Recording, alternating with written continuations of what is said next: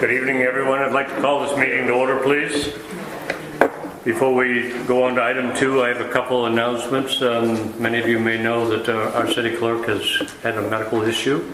She's been out for a bit, and I know I speak for the entire board and our city manager and probably most of you citizens that we all wish her a speedy recovery and she comes back full and strong.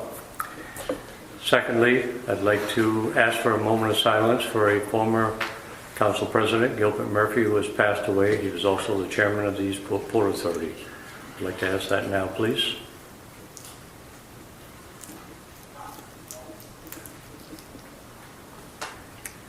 Thank you.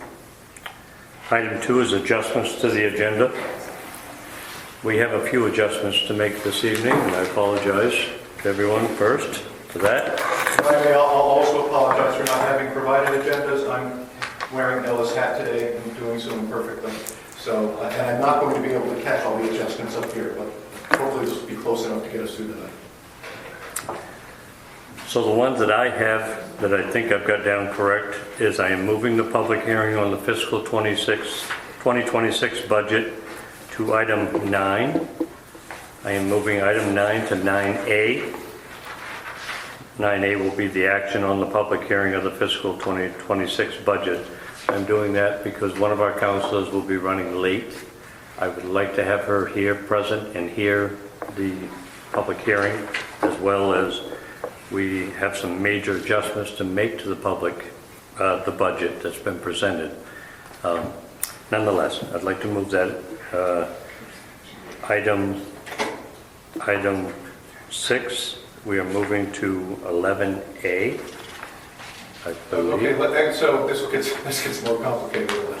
I'd like to move item 6, so that includes items that make sense after. So you move that. I'd like to make that. Now it's going to be 11B, because you just made. I'm sorry, no, 11. I'm sorry, 11A. 11A. Okay. So 6 to 11A. Right. And was the other two 7, H and I, did you want to move them to, those are two you wanted to move after? My suggestion will be, let's leave them there. If Rhonda's not here at that point, we can table them until they're present. Okay. If we want to do it all in one motion, I have 3 more adjustments there. There's 3 motions related to the budget that are made every year, which I only picked up after we released this. So I would make these, since you have made, those would be, okay, so you made 9A. So this is going to be 9A1, 9A2, and 9A3. Okay. Okay. 9A1 is going to be to set the interest rate on fiscal year 26 taxes. 9A2 will be to set the date for interest for fiscal year 26 taxes. And 9A3 will be to authorize the tax collector to accept real estate tax prepayments for FY26 at 0% interest.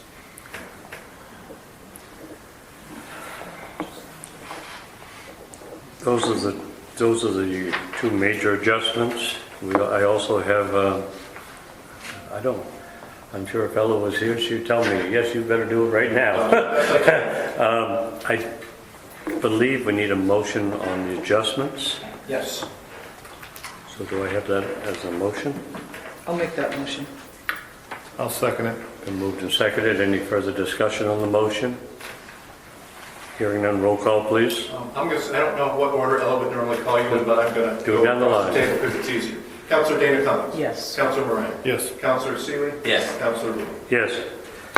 The last adjustment was if we could table items C, D, and E of 7, C, D, and E until next month, and that's Councilor Seeley's request, and he's agreed to table those until the next meeting. Do I have that as a motion? I'll motion that. I'll second it. Been moved and seconded. Any further discussion on that motion? Hearing none, roll call, please. Councilor Dana Cummings. Yes. Councilor Moran. Yes. Councilor Seeley. Yes. Councilor Wu. Yes. Any further adjustments? And please, bear with us. We are going through a bumpy patch, but we'll get there.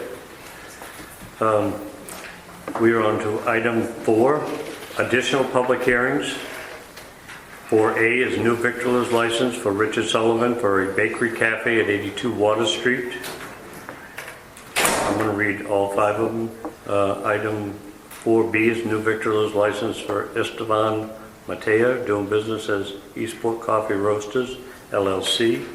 New victualer's license for the Eastport Art Center, 36 Washington Street.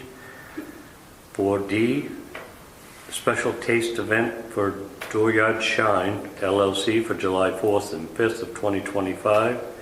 4E is special taste test event for Dooryard Shine for September 5th and 7th, 2025. And before any, just let me add in here. I learned today that there actually is a victualler licenses application, which looks like this. It's quite simple.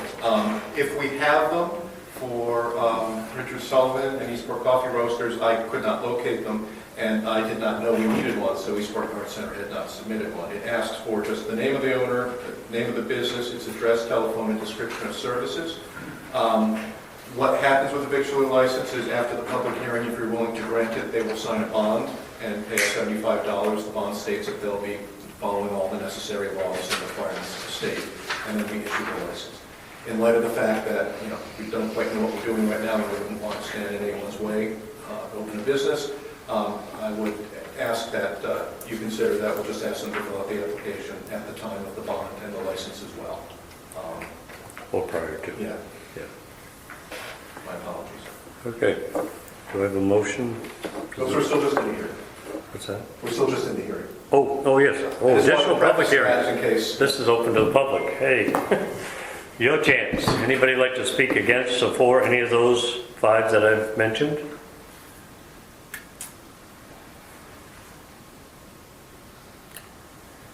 The room went so silent. Okay, we're going to close item 4, the additional public hearings. Item 5, action on the additional public hearings. 5A, new victualer's license for Richard Sullivan for a bakery cafe at 82 Water Street. 5B, new victualer's license for Esteban Matea, doing business as Eastport Coffee Roasters, LLC.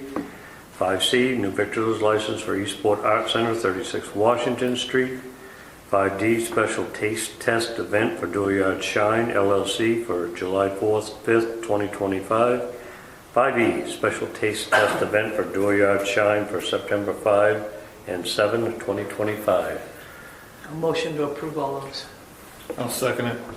Been moved and seconded. Any further discussion on the motion? Hearing none, roll call please. Councilor Dana Cummings. Yes. Councilor Moran. Yes. Councilor Seeley. Yes. Councilor Boone. Yes.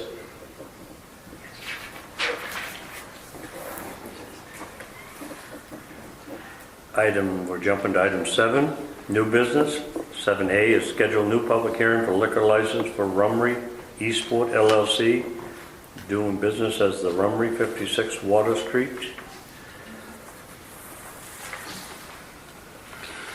Presume we'd be doing that at the July 10th meeting? Or at the July meeting? A motion to put that on the July meeting. Okay. I'll second it. Moved and seconded. Any further discussion on the motion? Hearing none, roll call please. Councilor Dana Cummings. Yes. Councilor Moran. Yes. Councilor Seeley. Yes. Councilor Boone. Yes. 7B, request for letter of support from Tides Institute for preservation and repurposing of the Congregational Church.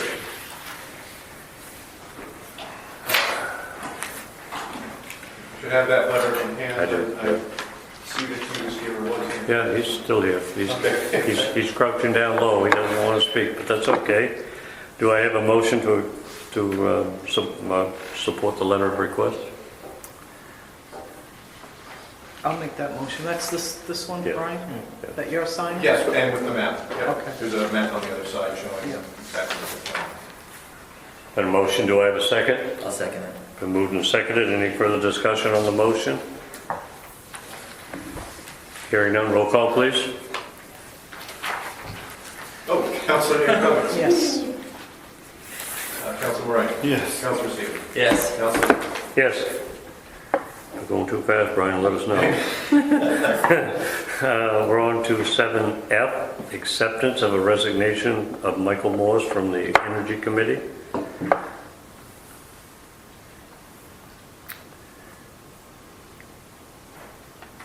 I'll make that motion. I'll second it. Been moved and seconded. Any further discussion on the motion? Hearing none, roll call, please. Councilor Dana Cummings. Yes. Councilor Moran. Yes. Councilor Seeley. Yes. Councilor Boone. Yes. 7G, request from Energy Committee to name David Deneen to the committee. Do we know who that is? Is he here or? He's new to the Energy Committee. He's come to the last 2 meetings. Yeah. Good guy. He actually accepted the vice chair position today when Michael Morse resigned, because he's going to be the chair of the one with the businesses. Chamber. Thank you, Chamber of Commerce. Yeah. Thank you.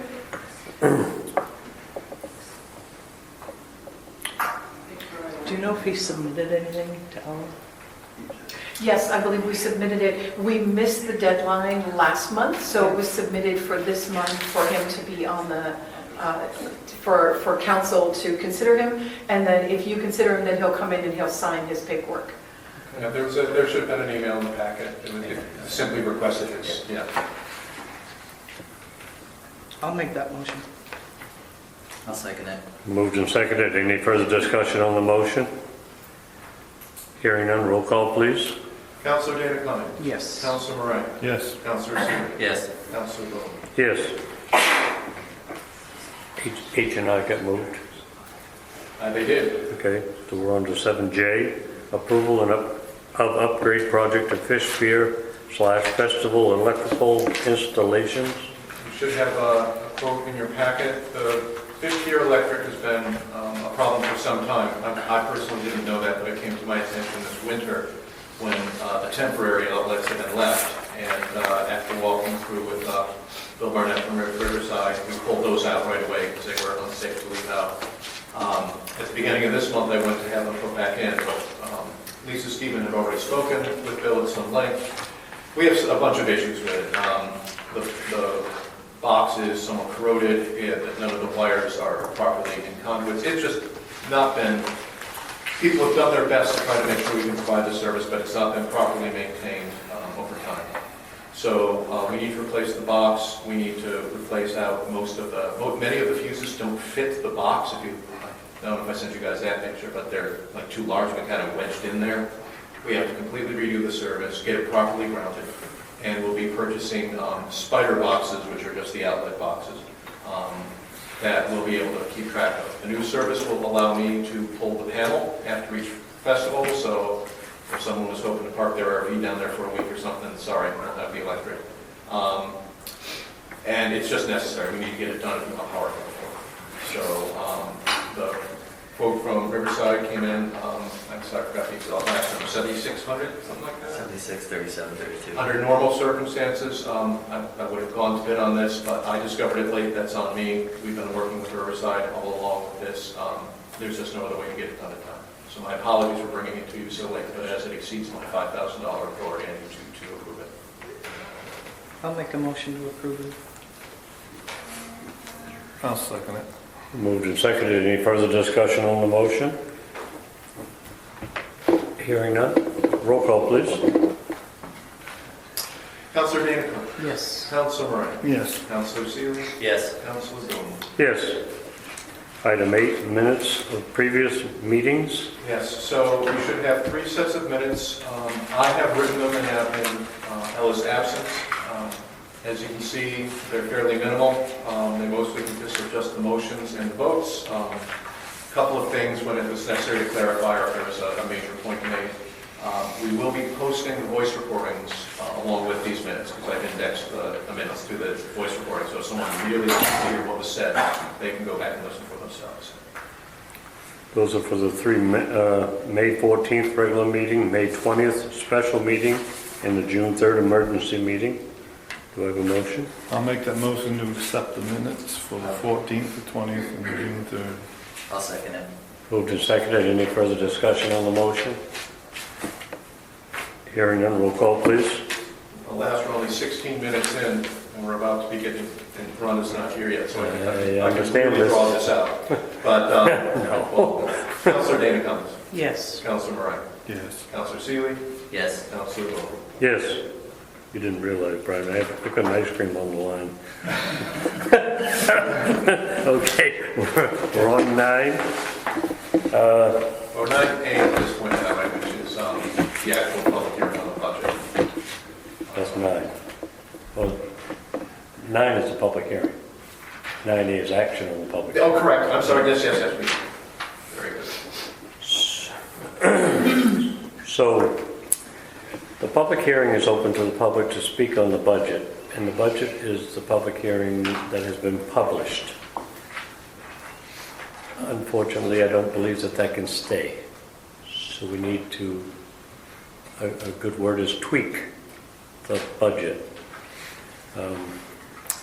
I guess I'll let the manager try to fill you in on the rest of the, whoops.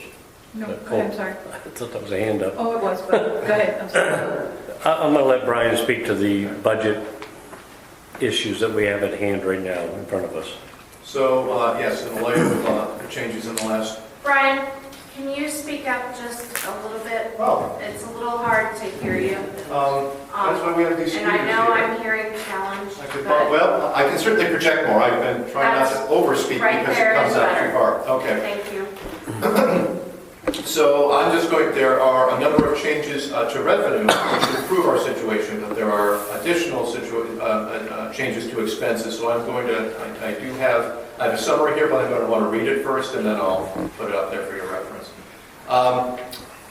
Let's go through the expenses because that's what people are going to worry about. With the departure of the deputy clerk, I need to budget for his position. Our practice in personnel budgeting with respect to benefits is we have been budgeting for the actual benefits of people employed and for maximum benefits for open positions.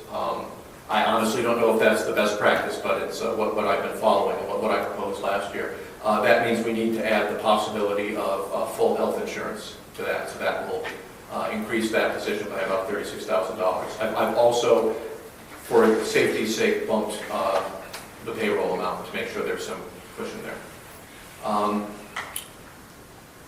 With the clerk's illness, we're still trying to figure out what best to do. I think at the very least we're going to need to bring someone on as interim. I have spoken with Ella's family, she is of course very protective of her privacy, but she authorized me to say that yes indeed this will be an extended recovery. So, in addition, we also, I may be looking to patch things together with part-time, with the deputy clerk position open. I'm trying to think about what that job should look like in the long run. One of our issues right now is we really have not had much in the way of succession planning or even procedures in place for this situation.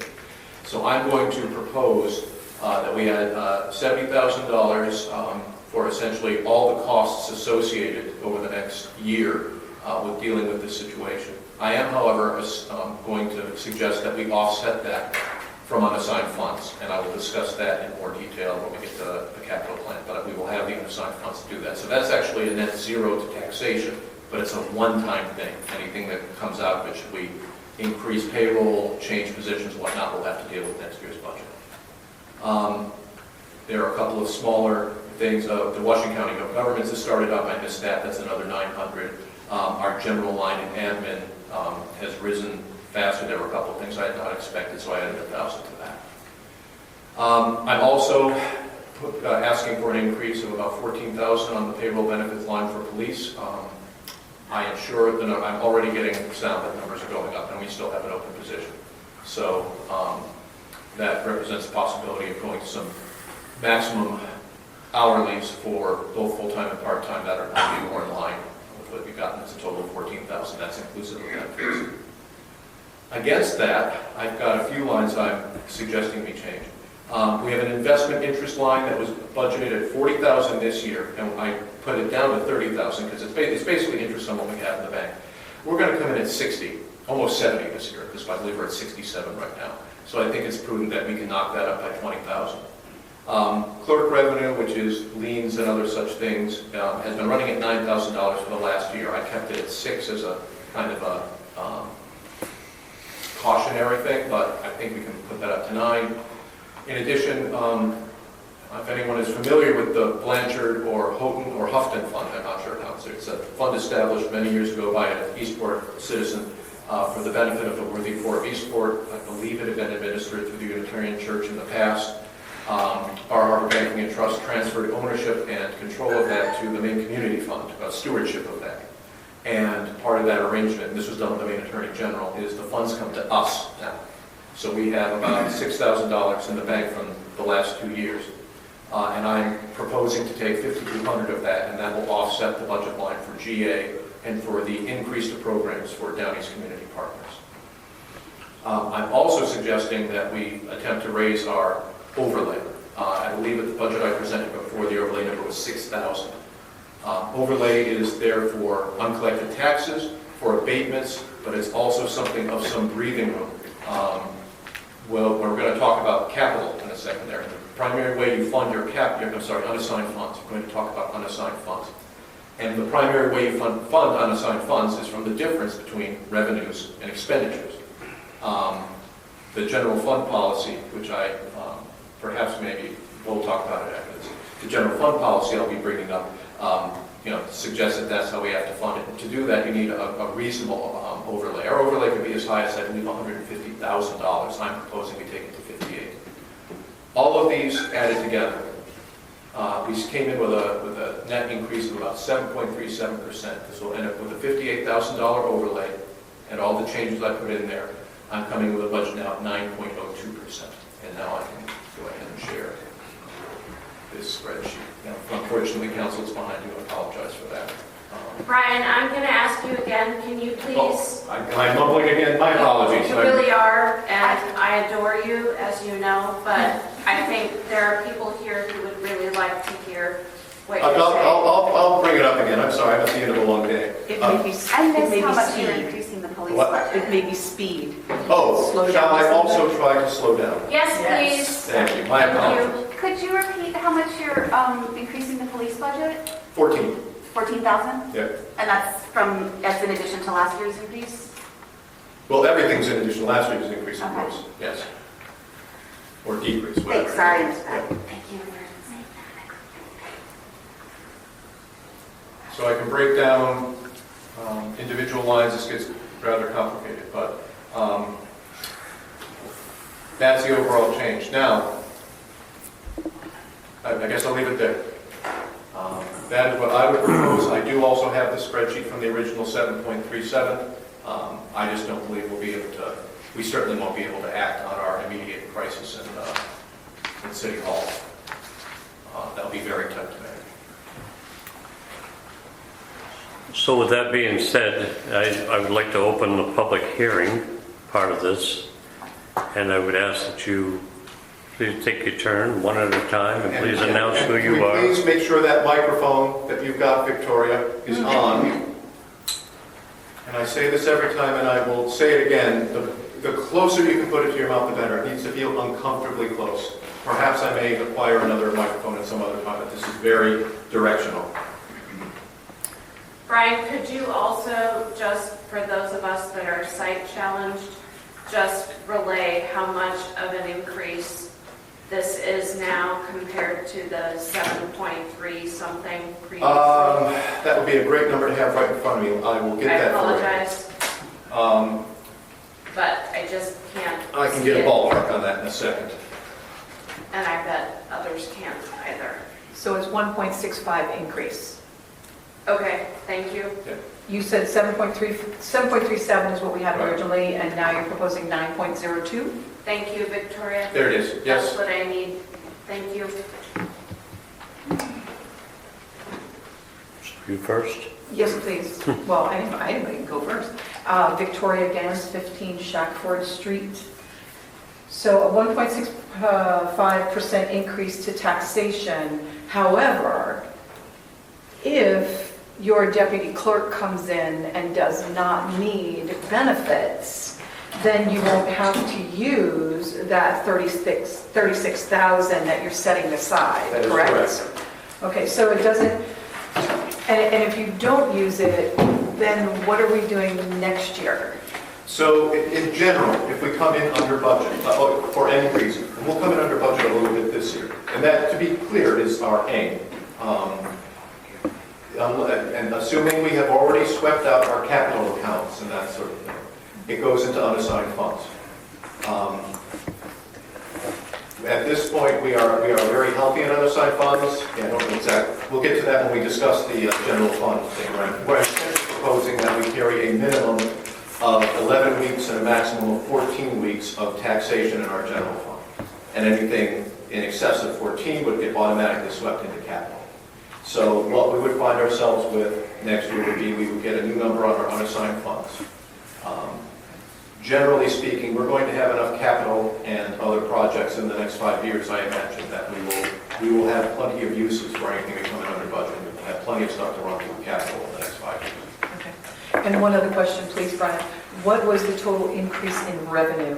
You said the revenue line increased? Yes, I increased it. I can tell a percentage for you. I can give you a dollar number. Yeah, dollar amount is what I'm looking for. I'm sorry. I left off the most controversial one that I wanted to put in there. Because I wanted to do it last and I forgot to do it at all. I was going to propose, currently Parks and Rec is budgeted at $20,000, and I was going to suggest reducing that to $7,500. I want to be very clear, it is not my intention to take money away from efforts for Parks and Rec. But we are going to have a 5-year capital plan in place by January. We have a grant to put it in place. And most of what Parks and Rec does is projects, larger projects. I think it would be much more appropriate for us to make that part of the capital planning process, because what we've done historically, and people can correct me on this, because part of this I just learned when I got in here, is we have budgeted more for Parks and Rec than is needed for the year, with the understanding that perhaps we're going to ask for the extra to be carried over somewhere. If that's really the council's intention with the budget, we should be setting up a separate reserve account for Parks and Rec and directly funding it, saying we're going to put $15,000 in capital reserve. And what we should really be doing in the budget, what we take from taxation, should be for this line, should be for the ongoing activities of Parks and Rec. And so that's why I'm suggesting, I think $7,500 is more than enough.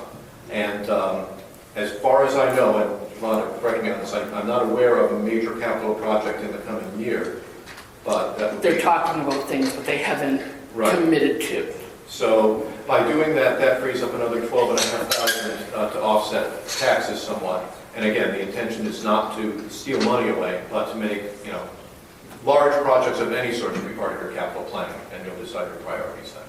So with all of that together, that's 12 and a half, 17,700, 27, 44,700. 44,700, the revenue increased?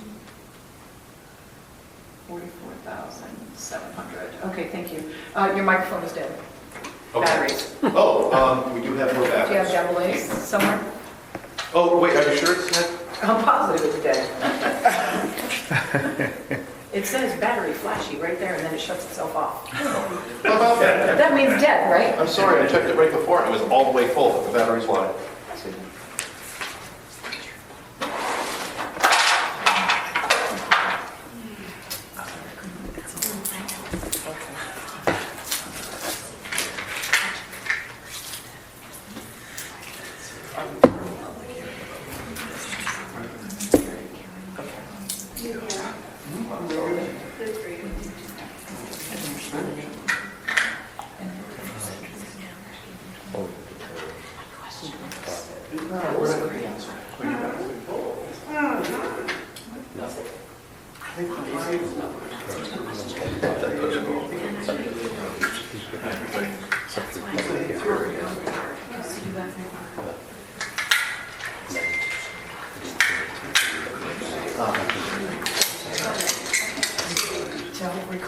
Okay, battery, no, it's fine. How's that? There we go. Oh my God, that's so much better. There we go. Now the little battery guy is full. But it still shut itself off. Are you sure there's no problem with this mic? Okay, that's all the Yeah, questions the I sun does have. go off, but it's, yeah. Thank you. Are you, Anybody else? who's going to be taking the mic? Somebody's got to carry the mic around, I guess. Yeah, it comes back. Thanks. Thank you. You gotta push the little button. Hopefully this is working. It is? It is. Woo! All right, so my name is Joe Morton. I am a member of the Eastport Disability Committee, and I would like to address a question to Brian, if I could, please. Brian, is it my understanding that in the 2000 census, you had a pretty even split between people who are under the age of 20, people between the age of 20 and the age of retirement, and the age of retirement up? And then since 2000 to the present, we've seen a dramatic increase in our town of people who are age of retirement and up, while we've still had pretty much the same amount of people who are under the age of 20 and a significant decrease of the people who are 20 to retirement age. And if we break the 20 to retirement age down, that significant gap shows that people who are 20 to 40 are dropping dramatically. This back here was the graph I showed last time. Sorry, it's so small for you folks, we'll do that. Broadly, yes. I just want to correct there. In 2014, was it about 20% of the population was between the ages of 0 and 29. Can you talk a little bit louder, please? Oh, geez. I can barely hear you, so I know the people Why am can't I hear. Did I turn my mic? Do you need more? It's on, Brian, Okay. it's just really, It's very far from your face. Thank you. And again, I'm sorry, the longer my day goes, the faster I talk, and that's not helpful tonight. In 2014, about 20% of the population was between 0 and 29, and then it's not quite even, but you can see the 36 to 59, which is orange, and the 60 over were roughly about the same. In 2023, there's a big increase in the over 60s at the expense of the 30 to 59s, and this one over here just shows you what it looks like in the rest of America, where there's a much larger group of both of them. The second thing we're referring to, John, was this, where I broke out age distribution. This is all from the 2023 census, and I don't know if I have the other one, but I'll show you. This discontinuity at 60 is new. There was kind of a more of a gentle curve here, but and I don't think there's any surprise. We have a much larger retiring population than we did in the past. But at the same point, we have a very decreasing population. So how are we going to maintain our budget from year to year as the budget that you've established if we keep having a population decrease and a place where we're not retaining the working age population of our town? This is an excellent question to which I have no answer tonight. Some of you heard me say last year's budget, I was hired in March. Last year's budget was about getting a budget done. This year was about getting it done right. And I think we're pretty close to that. The ideal is that your budget becomes a tool for managing your services and for prioritizing your services. We're not there right now. Part of the reason I'm making changes tonight is because of, I think I brought up at our last meeting that the average age at City Hall is 58, and we don't really have anything in the way of succession planning. So I don't know. It's a question. It's a regional question. We're not the only ones confronting it. If I may offer, I might suggest that perhaps people who have moved here to retire may have known would have known what their real estate taxes were when they moved in. So I don't know if that's a surprise. Will the town continue to shrink? I don't know. We are at 1,200, 1,300 now is the number I'm using. It moves around. We were at 1,500, I'm going to say 10 years ago. But it's a good question, and I don't have an answer for you tonight. That's my question. Does anybody else have a question? I can pass this. I have a question about the 1,300. No offense, guys. All right, so our census right now at 13. It's 1284 maybe, but those are error bars. That's what those vertical lines are. I know they're hard to see. There's a lot of error in the census in our numbers, so I wouldn't lean too super hard on these numbers. So that's why I'm using 13 as a ballpark. But out of that 13, Is that 13,000 people who live here year-round? That's why. 1,300. 1,300, yes. Sorry, 1,300. Different set of problems. Yeah. Sorry, of the 1,300, they are year-round residents. That's my assumption. It's the U.S. government census. So it's people who are residents of Eastport. Now, are they here all 12 years? 12 months? 12 months. I don't know. But they would be resident here. Right, this would be their primary residence. Ergo tax-paying residents. Or, Yeah. yes. Okay, that's what I wanted to clarify. Okay, thanks. Any other input from the public on the fiscal 2026 budget? Bernie. Thank you. Good evening, everybody. Can everyone hear me all right? Yes, ma'am. Great. My name is Bernie Velveteen. I'm the chair of Eastport Disability Committee. First thing I'd like to say is I'd like to request that the Disability Committee receive discretionary funding commensurate with other municipal committees for the future, for the fiscal year 2026. I'd also like to say that I think increasing the police budget is a mistake. Eastport has been able to fully staff the department for years, despite significantly increasing it every year. Eastport police also don't respond to civil calls, which is the vast majority of the calls received by dispatch. Last year, the city hired Bud Finch to solve our policing issue, and his recommendation was not to forever increase the police budget. It was to share a service contract with other small towns in our area. A few months ago, Brian, you told the Disability Committee that the city didn't have enough money to get a Zoom account that we could share. Tonight you suggested drastic cuts to the parks budget. If Eastport doesn't have money to repair or plow our sidewalks, if we don't have money for elder services, we don't have money to put into an ever-expanding police budget. That's all. Anyone else? Maybe. Thank you. Anyone else care to speak? Whoops. Hi, I'm Lori Stone. I would like to speak to the cut of the Parks and Rec Department. I'm a member of that committee, and we do have big plans. And it doesn't bode well for you to take a big chunk out of our budget, and then we have to come and beg the council for money for projects we already have in the works. If you don't have the money to give it to us now, I don't think you're going to be able to fund us for the projects we already have in the works. You see what I can respond to that. So, the distinction I'm trying to make here is about being funded out of taxation this year and being able to draw on the capital reserve. We're going to be looking at this in a second. If the motions I'm proposing tonight I have to read what you're saying. I can't hear you. So sorry, I'm trying. I usually don't have this problem, but this room seems to hate me. Slower.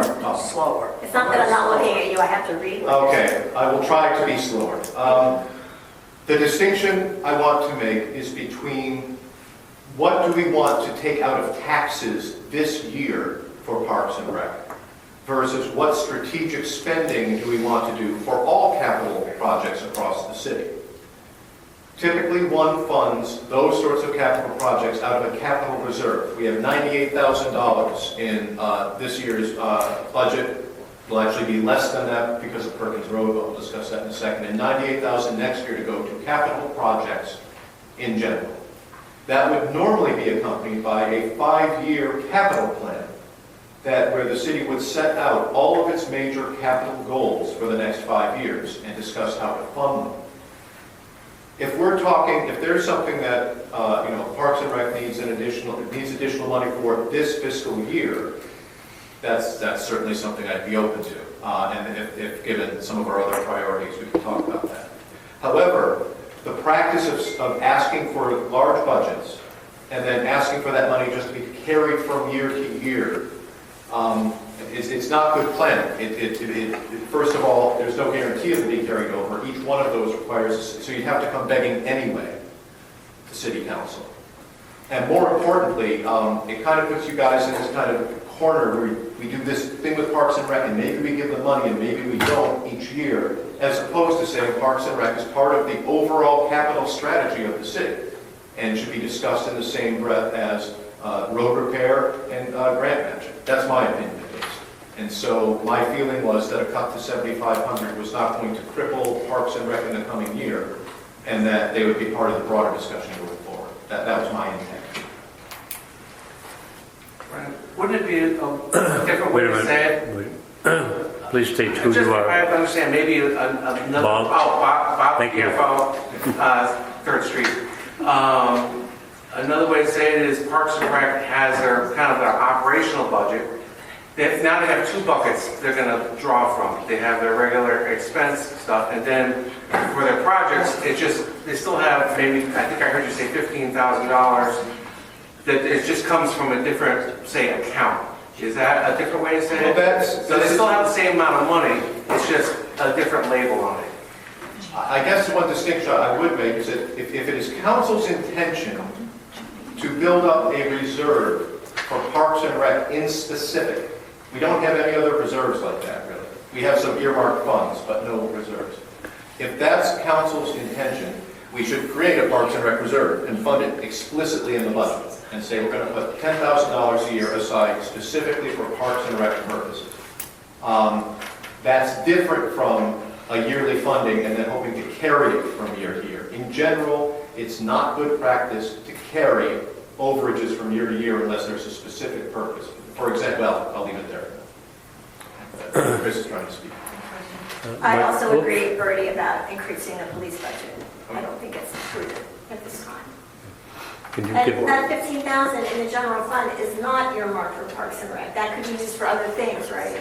If it goes into the general fund, no, is it? it's not earmarked for, am I Correct. understanding that right? Correct. We go into capital and then Right, Parks and that's Rec, capital. And Parks then- and Rec would have to compete with other, Right, with all and the other then we capital would come funds. to you and you say we'd be open to other projects, but that's not guaranteeing that. Correct. Well, nothing's guaranteed, but yes, you're right. I'm not there. It is not an earmarked fund. Okay. Lori's behind you. Hi, I'm Krista Serrano on Park and Rec. We actually do have a big project coming up. The tennis courts are unable to be used because there's so many cracks in them. And I was asked to look around for different people to do bids on that court.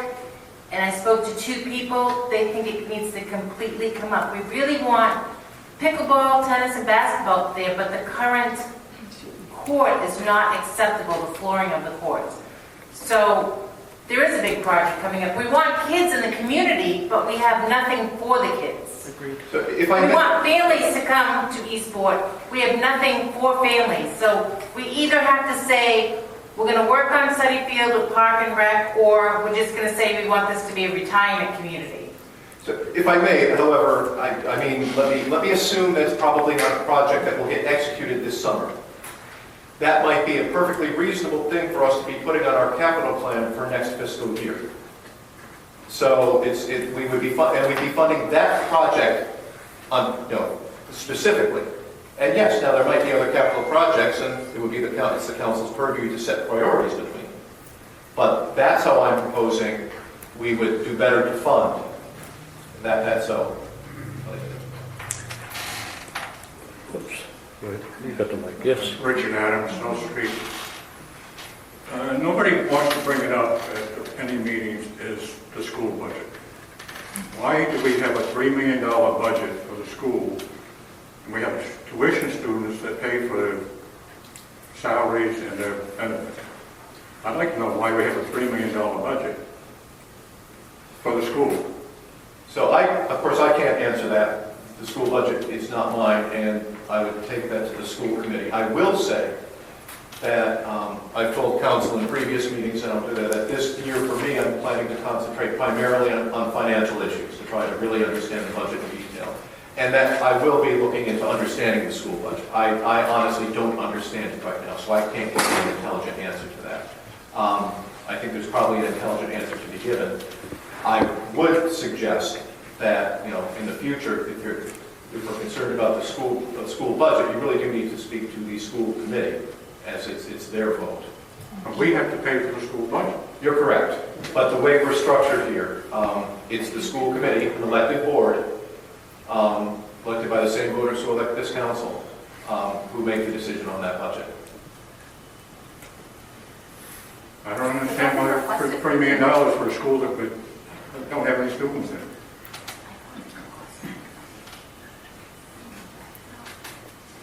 Chris, I guess that's no answer.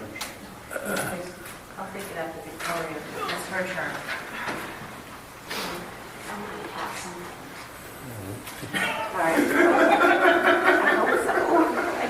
Victoria Gans again, and Jenny Smith, she's with me on this, my cohort, because you're fine. Because we're on the budget committee, so I'm trying to understand. Sorry, we're trying to understand two things. Parks and Rec. 2 years ago, Emily Emily Gallin came before City Council, we were over at the school, and asked to carry over $10,000. Jenny seems to think that it might have been grant money that was carried over the first time? From COVID. From COVID or something? No, I don't think so. I go back and check, but we just filed our COVID report and our final COVID report, and that's all. Parks and Rec was not an expenditure. It had to have actually been spent by now. With respect, Yeah. can you please humor me and double check that? Because I do have notes about her telling us that. No disrespect to you, Chris, but at all, but she was very clear at that meeting that there was a That may have been the significant fund. intention, but we have no record of it being set aside. And I can add on that. No record of it being, the 10,000 being set aside Correct. or being We had carried forward? 140 some in ARPA funds. Every dollar of that has been spent, and none of it was spent on Parks and Rec. So the intention was to set it aside. Sorry. I think that amount brings me to the money that we get for Shackleton's Head. Yes. I think that's where that came from. Okay. It's not a grant, but we get from the state every money. year Okay. for Shackleton's Head. Okay. And I will let you know right now that if there are covenants on that money, I don't know them. There isn't. It's just been, it just goes. It's in our revenue line, but Yeah. it's not set, it's not at this point set aside against anything. And there's nowhere else to get that money from except Parks and Rec at this point? Honestly, it was, in the absence of knowing that there was a need to be spending $20,000 in the coming fiscal year, it was by far more to start it, I'll put it that way.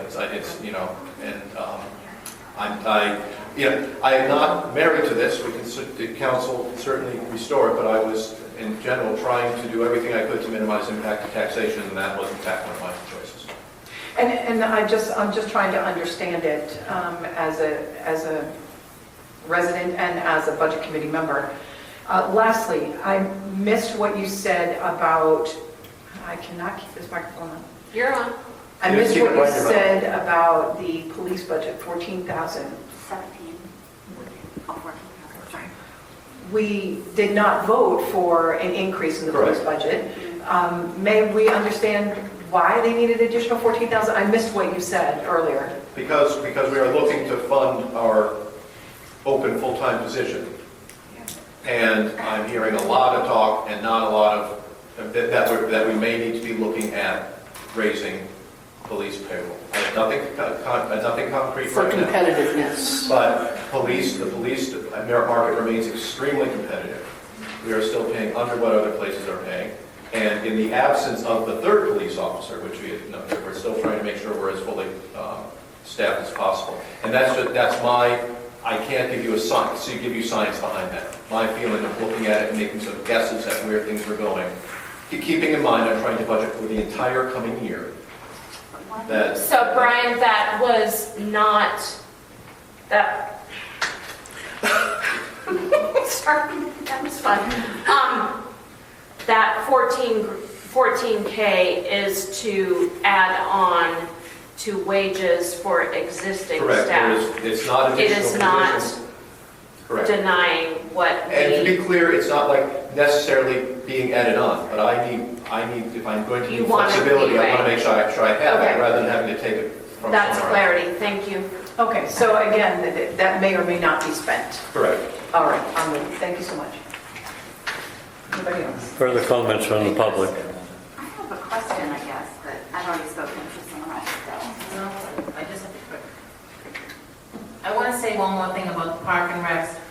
We talk about families and kids moving into the community. There's nothing for them to do. Why would a family move to Eastport? Parks and Rec is trying to get the Cal Ripken going again. We put 2 basketball hoops in. We're trying to get, people have asked us about the tennis courts. You cannot play tennis out to that tennis court right now. So if you're going to be taking money away from us, if families move into town, that's more kids from Eastport going to the Eastport school. That's more younger people in the community. But it seems like every time we try to do something for the young people in the community, we constantly get slashed. It's not, to me, as a parent, if my kids were little right now, I'd move to Calais. Because Eastport just doesn't want young families. That's the message I'm getting loud and clear. We want a retirement community. We don't want anything for kids. What do you see for kids right now? Young kids, what do you see? Nothing. There's no T-ball, there's no Cal Ripken, there's nothing. There's not even any dodgeball, or you can't even play tennis anymore. So why are you slashing our budget when we're trying to go forward? You're pushing us backwards. I think there are a couple things going on, and I'm your liaison, as you know. The idea that we've sort of been struggling with this idea that there is like a well of money that sits there for the park and rec. Even with the tennis court project that you're working on, you're still going to have to bring it back for spending because it's probably going to be a pretty big chunk. Right. So it's not that we are saying these projects can't be done. Every committee in the city is acting on behalf of the city council for the city of Eastport. So you are taking on to yourselves to look at this research and then bring it back to the council anyway. Right. So these big projects, it's not like anyone is saying you cannot do these. It's not saying that's a horrible idea. It's saying we are going to put this in a different category so it can be explored before moving forward. No one's denying you or us, because I'm kind of part of you. And we love you. Correct? Yes. Okay. I'd just like to say, I agree, I'd like to see more things for kids, but you need people more than money. You need people that will volunteer. Cal Ripken, you just need people. We have it now. We've got a new fence. There's a guy out there repairing the dugouts for free. Alan Skinner, he's painting everything, he's doing all, and they're resurfacing the field for free. It's all volunteer. It's now. We're not always spending been, any money on it. always been volunteers that have done that. So you need people. Your husband volunteered. So don't feel like the council is cutting you off. We're not. We're not. We're genuinely not. Because I agree. There's not enough little kids. There's not. And again, that's not, my intention is not to steal money away. One thing I might suggest is things on a capital plan, you can talk about alternative financing. Not that the council would ever want to do this, but I would suggest potentially, tennis courts are something you expect to last for a while and that you would want people in the future to have. But projects like that are sometimes you would reasonably talk about financing, because then you would want not just this year's people to pay for it, but people over some other time. That's part of what you talk about when you put something on a capital plan. And anything of a sufficient size, and I'm sure the tennis court will be large enough, Right. should go through that kind of process. Okay. So that's I certainly don't want to take anything away. Okay. My point was, if this money's not actually going to be spent for projects this year, I would rather return it to the taxpayers this year and then do it in the future. But, like I said, council call. Yes, Chris? But it is going to be spent this year. There's still money in the Parks and Rec budget. What was it, 25,000 for the fence? But there was still money in your budget, yes? But I know. not enough to do. Not enough to do that, but it's not like you're completely handcuffed. I know, but we have... Can I talk? Yes. I'm sorry. It's a public hearing. My apologies. So we have the beach access thing we're working on. We have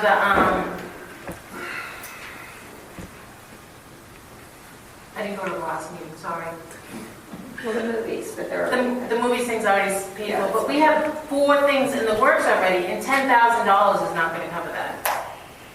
So if we could just keep our money for this year, and then next year cut us, and we'll figure out something. I mean, we just have so much riding on the tennis courts now, and we're really thinking little kids, and we have plenty of volunteers now. So we're just trying to get that moving, and people have been bugging us about the tennis courts. They want to get back out there and play tennis. So do you have bids to Well, that replace was it? or- I got 2 coming in. They should be. You put it I'd out love to to bid? talk through this. I mean, a project this large might actually need to be bid rather than quoted, but that, we're way outside our purview here right now. Okay, all right, so those. Any other public comments on the fiscal 2026 year budget proposed? Oops, Bertie, I'm sorry. I just pulled up, Brian, you said that this fiscal year budget was published. I just pulled it up where you published it. Yeah. The published FY26 does not actually include a police budget increase. No, it did not. This is in addition. In addition to, okay, so my question is, we spent quite a lot of money to get Bud Finch out of retirement to come to Eastport and to try to solve this problem, in addition to other budget problems, but specifically the police staffing problem. Who made the decision to not go with his recommendation, and why and when? His recommendation was to contract with other small municipalities in our area to share coverage. And that doesn't seem the direction that we're going. It seems like Who would we share with? his suggestion was, I think, Lubec. Lubec is covered by the sheriff. Their sheriff. Is it? Well, I mean, I wasn't hired to do this. Our closest one would be Pleasant Point. Okay, well, I'm saying what his recommendation was. I disagree with Bud's recommendation, but I did not know he had made it. When Bud left, he did not leave I'm sorry. When Bud left, he did not leave a budget last year. He left nothing behind. So I started from zero, and But who made the decision to not go with his recommendation? no action was taken. And again, But this, he left no budget behind, he left no proposal behind on this. And for the record, the only thing you could do would be to contract with the sheriffs. The sheriffs will not enforce local ordinances, and they would not do it right now because they are underfunded. Okay, but Eastport Police, when we have them, they also do not enforce civil laws. It's out of their purview. They don't do it. They only respond to criminal. So that's not any different. So I guess what I'm asking is, we paid all this money to have this guy come out of retirement, give us a recommendation. It wasn't followed, and now we're increasing the budget yet again when we've had budget increases for the police every year for years. And we're doing fine. We haven't had police staffing 24 hours for years, and we're still doing fine. So why keep throwing money at this department that we cannot keep staffed and that don't respond to civil calls anyway? I disagree with your assessment, but I'm not going to, this is a public hearing, not a debate, so I'll leave it at that. this is certainly just on the budget. I understand your concern. You would wish that we do not fund the police department. I get that loud and clear, but don't bring in past managers and things. They're not here to defend themselves, and it's really inappropriate, as far as I'm concerned. This is a public hearing on the fiscal 2026 budget. If you're against an increase, please state that. That's why, but I'm giving supportive evidence for why we should not be increasing it, because the city already expended quite a lot of money to get the recommendation of a professional, and we're not following that recommendation, so I wanted to ask who made that decision and why. I don't believe that the city ever entered into an agreement to get a professional opinion from somebody that you say that we did. A lot of the stuff that we're quoting here is incorrect. So please just state your concerns, like you're not in favor of the police increase, and we'll go from there. I mean, that's all we can do. But to bring in people's names and positions, I think that's unfair. That's unfair to them. It's part of the public record, though, that he made that recommendation, so. Yes. I made a recommendation tonight about Parks and Rec. It may not be followed. Recommendations are exactly that. And Bud was not hired to make a recommendation. He was hired as interim city manager. Right. He may have made recommendations on any number of things at that time that the council chose not to go forward. I don't understand why you think that carries additional weight. In any case, I'm sorry, I'll let that go. It's a public hearing. I disagree with your assessment, and I would continue to support that particular suggestion. Anyone else like to come? What? Okay, got two. Okay, two. I don't know who wants to go first. I don't want to be that person, but I'm going to be that person. Can we get a slight pivot here? Because we're talking about different types of incomes. We're talking about taxation income and other revenue incomes.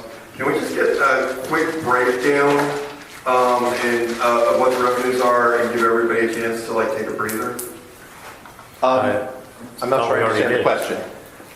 He wanted a quick breakdown on the revenues and the expenditures, and I thought you already did. Not the expenditures, just the revenues and what's the different types of revenues and where the money's coming in. Sure, 1 second. I'm sorry, I'm about to lose. I just lost battery too. So.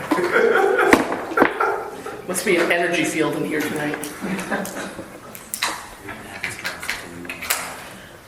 I will leave if you would like me to.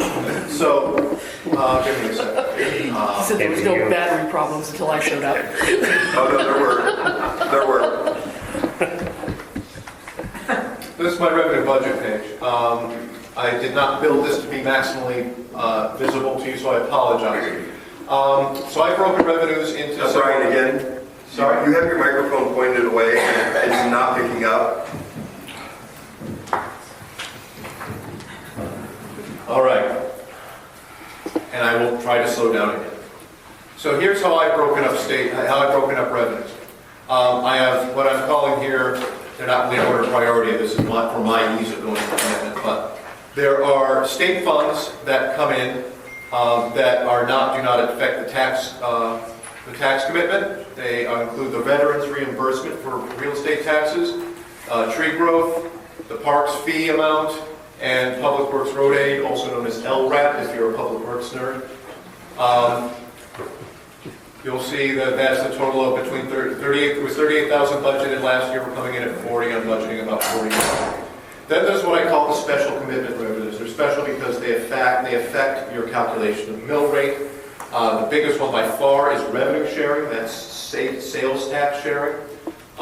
There's also the value of the homestead exemption. Everyone who gets a homestead exemption, the state gives us back 70% of it, not the whole amount, but that's what we have there. And then there's the business equipment tax exemption reimbursement.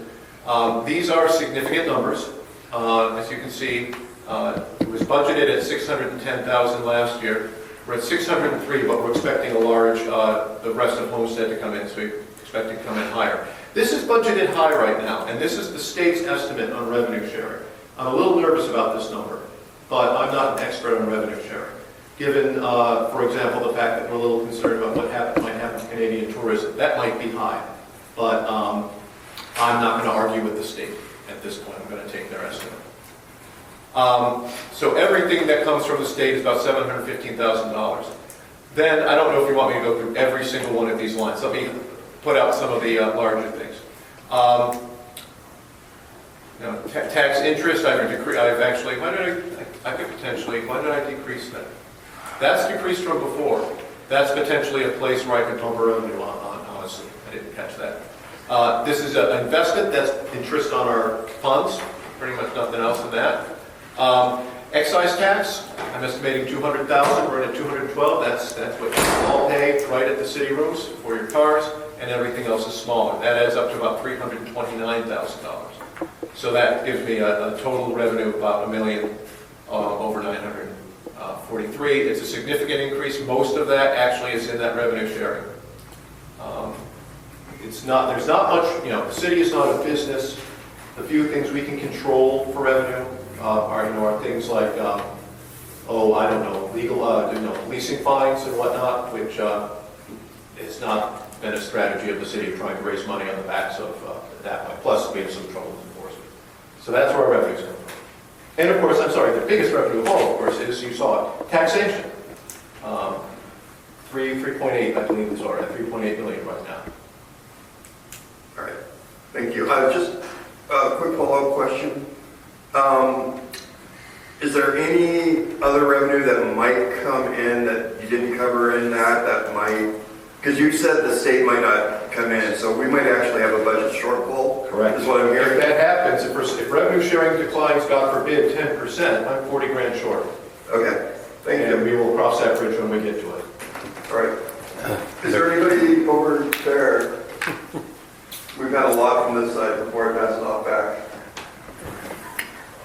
I just have a quick question. New business, Richard Sullivan. Hi. Can you pass that out here? Yeah. That's okay. No, I can project. Well, the capture may not be. Oh, capture. I just want to say thank you for having us, and I'm excited to be here. I didn't know if we needed to fill anything out here tonight or go to town hall. Come tomorrow. To town hall. You're all set, yep. All right. Love the discussion. Happy to be here. And who are Richard Sullivan. We're opening picnic on 82. So, thank you guys. Stop in. We're doing a soft opening on Friday, and then just in time for the cruise ship on Saturday. So.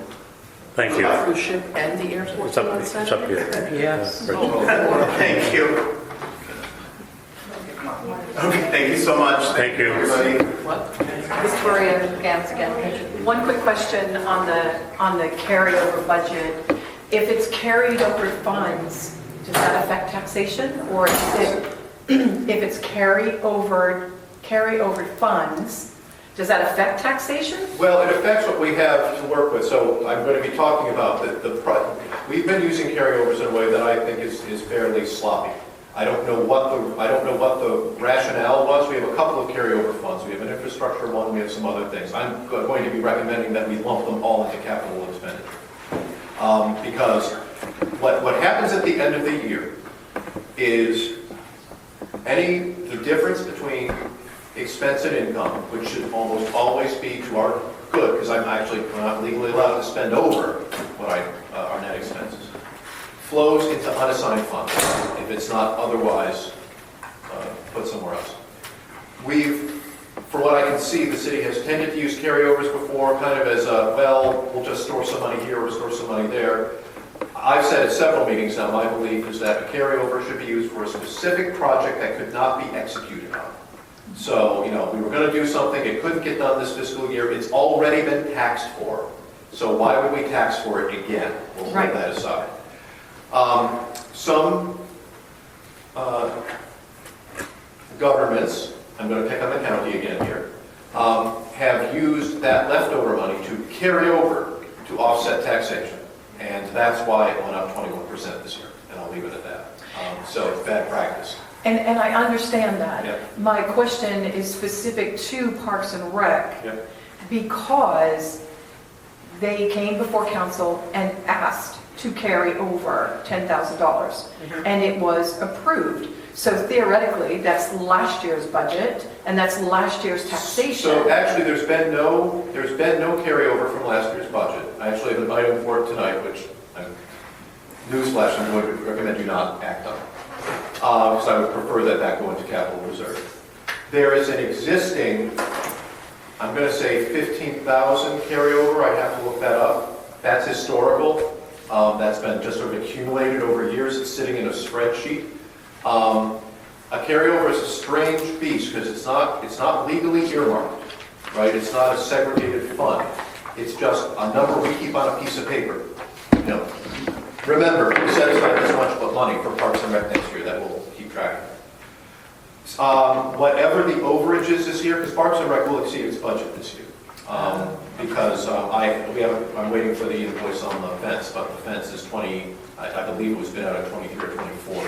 It's bid at 23. Yeah. So, but they're budgeted at 20,000 and they're already expended 2,500, I think, at this point. But we already approved expenditure out of that carryover to cover the fence. Okay, So that's a this is different where it starts animal. They getting don't kind have of confusing, carryover yeah. anymore because they've already spent it. They spent last year's carryover and they spent this year's. So I budget. did not carry over last year. It was the year before, Brian. Oh, the year before. Whatever was done before me is as far as I know on the books, it's part of that 16,000. I have to trust what's in our books. Okay, so they've already spent it then. That's what happened, they've already spent it. No, so there was 16,000 sitting there. We approved that they could spend, I believe it was up to $8,000 additional to cover this year's. They haven't spent it though, it's just approved. So whatever they go over will come out of that carryover. That carryover will go down by 16 to, let's say it'll go down to 11. and that will still be there. My recommendation, however, will be that we take that carryover and every other one and sweep it into capital reserve, rather than continue to maintain separate department-specific earmarks. That's my recommendation. We'll see what the council thinks. Thank you. Jenny, you look, We're going to conclude this public hearing on the fiscal 2026 budget. 9A is action on the public hearing of the fiscal 2026 budget.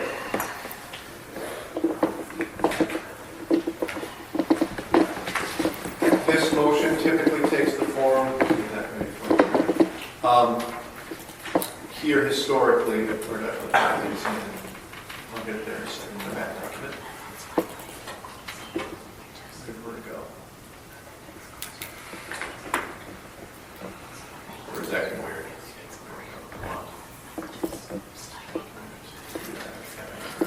Here.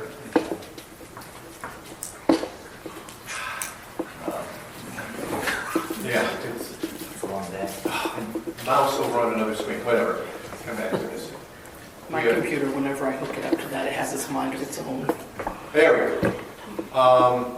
I've got a couple of things I'm going to ask you to make motions on today, so I'm giving it away. But it's typically this one here, to approve a budget of, at this point, so the budget, these numbers are for the budget I have recommended tonight, with all the changes I've given.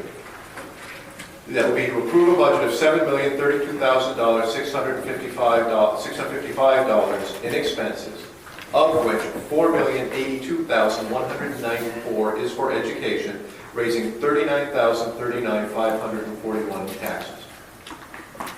This is $3,939,000.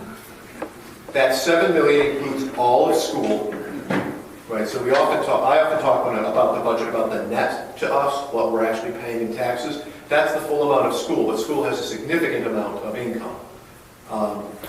Another way of showing you this, I can show you, this is what it would look like published in the Quaddy Tides. So this is not the numbers that were published, these are the ones that were changed. So that's where that number comes from. That's all expenses, including county tax, municipal, and education. And then we break out the education revenues as well. For total revenue of that, ignore the mill rate, that's not accurate necessarily. Tell me I did get the right number, did I copy the right one over? Yes, 393,541.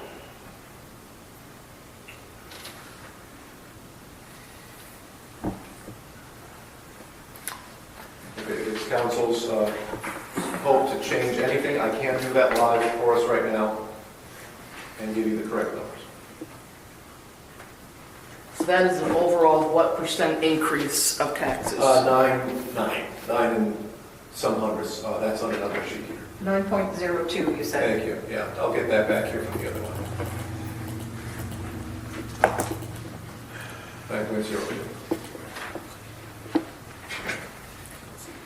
12% last year.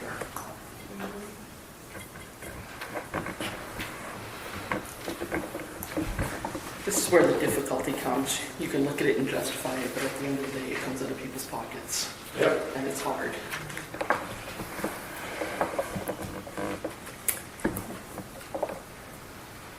But when you want services, you gotta pay for them too.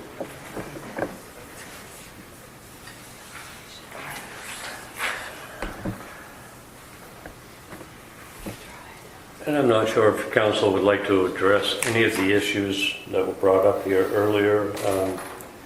I have been in touch with Brian pretty much on a every day or every other day basis. I believe Brian is cutting himself very thin at City Hall. I think when I stated earlier that we're in for a bumpy ride, I think it's going to be more like a rodeo.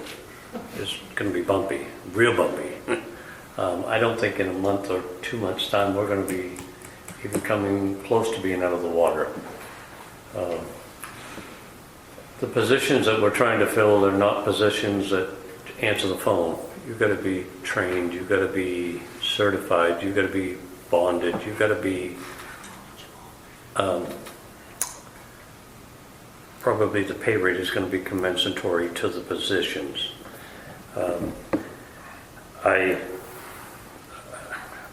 I'm not 100% happy with the numbers that Brian has presented.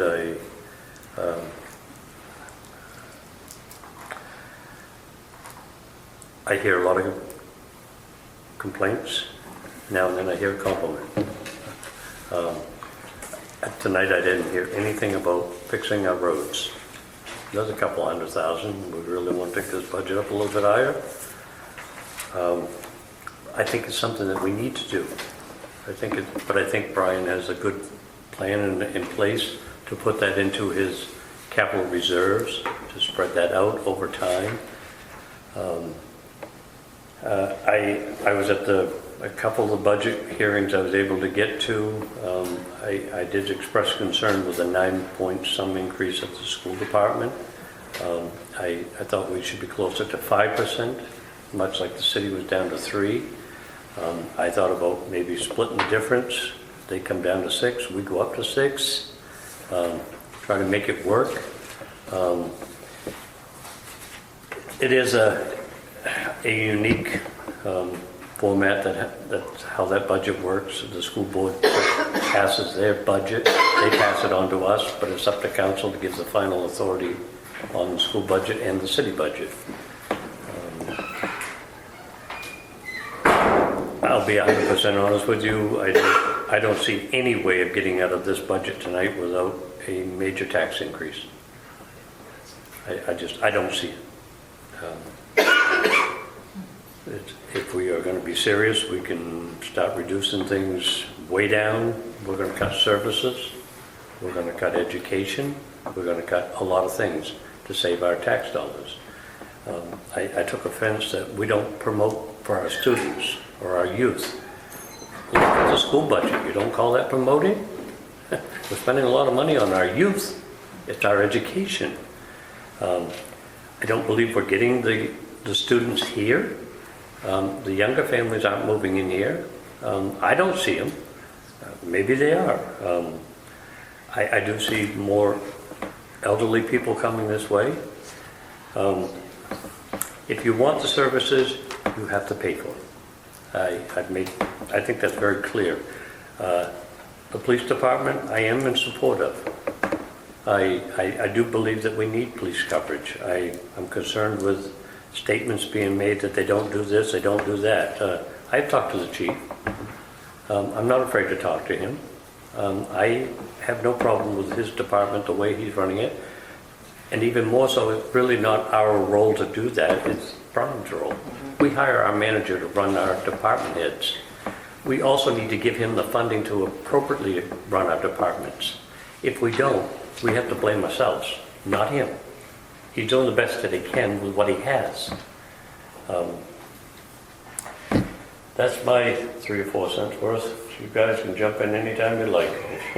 If any of you have anything you'd like to add, or if anybody wants to make a motion, I'm more than willing to listen.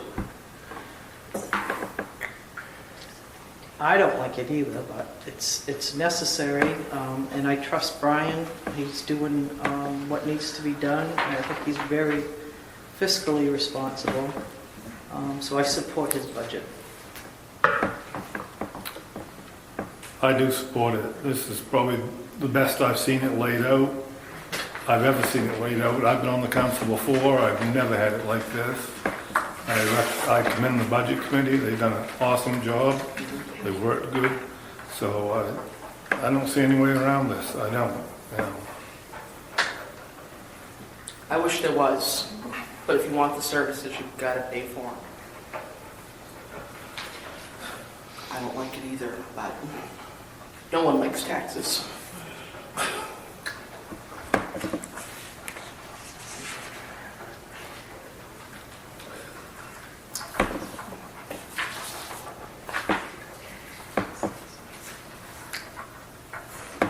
And still, an awful lot of this is corrective from previous years. Some of it is, yeah, absolutely. I mean, honestly, a lot of,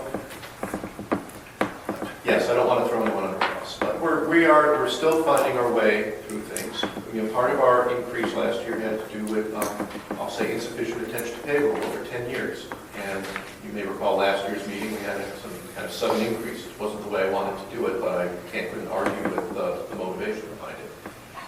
What we're looking at right here is a certain amount, I mean, I'll be honest, there's a certain amount of uncertainty, and that's why some of these numbers are where they are. Am I really going to spend, well, I've got $70,000 to try to get us to the clerk thing, but I'm offsetting that.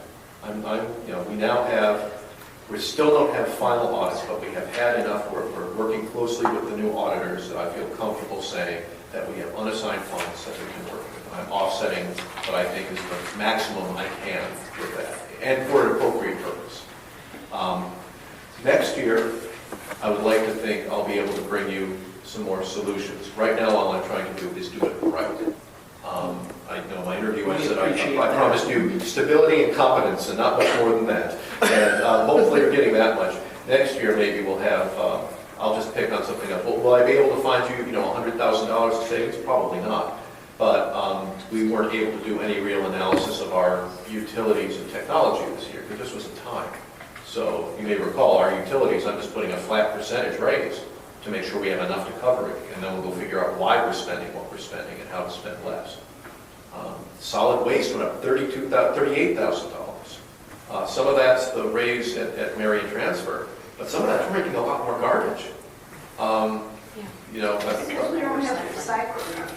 That's some of it. It's also a lot of demo, though. There's a lot of building happening and demolition waves. So, at least I think so. Actually, that's my theory. Getting appropriate data for any of this can be tricky. But we're on the Marion Transfer Board. I was there last night, and they seem to, we're going to talk with them and make sure we're doing everything right there. So, some of it's what we're paying for. Some of it's that we're all paying more for stuff. My gas line is just as bad as yours. Nobody's happy raising taxes. I had certainly tried to bring in a lower number a couple of times. But I do not, if I don't do my job, if I don't ask for the money I think we need, we'll be in a much worse situation, let's say in January of next year, when we'll either have to cut out things or I'll be asking for a supplemental tax bill over my dead body. But still.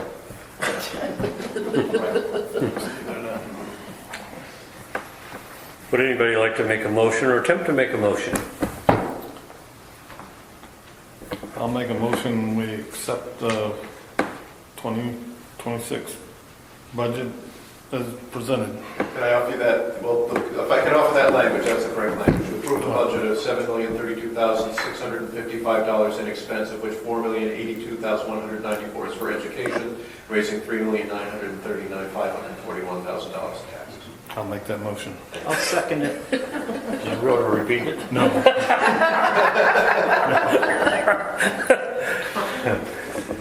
Oh, geez, that's our yes. I'm back to being clerk again. Councilor Dana Cummings. Yes. Oh, no, any discussion on the motion? Oh. If it's made, no, I thought you were asking me to go to roll call. No, I didn't ask you to do a roll call. You said, whoops. Cut him some slack. Cut him some slack. I'm sorry, so, actually now I'm confused. Dave made the motion and... Colleen seconded. Yes.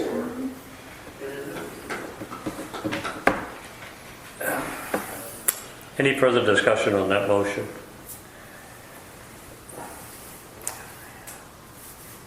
Hearing none, roll call, please. Sure. Councilor Dana Cummings. Yes. Councilor Moran. Yes. Councilor Stevens. Yes. Councilor Seeley. Yes. Councilor Bloom. Yes. Thank you. Next motion is to set the interest rate for the fiscal year 2025 real estate taxes. I'm sticking with the rate we have had for some time at 8.5%. If anything, the interest rate environment has gotten higher, but I don't have any criteria for changing it. So the motion would be to approve setting the interest rate for fiscal year 2026 real estate taxes at 8.5%.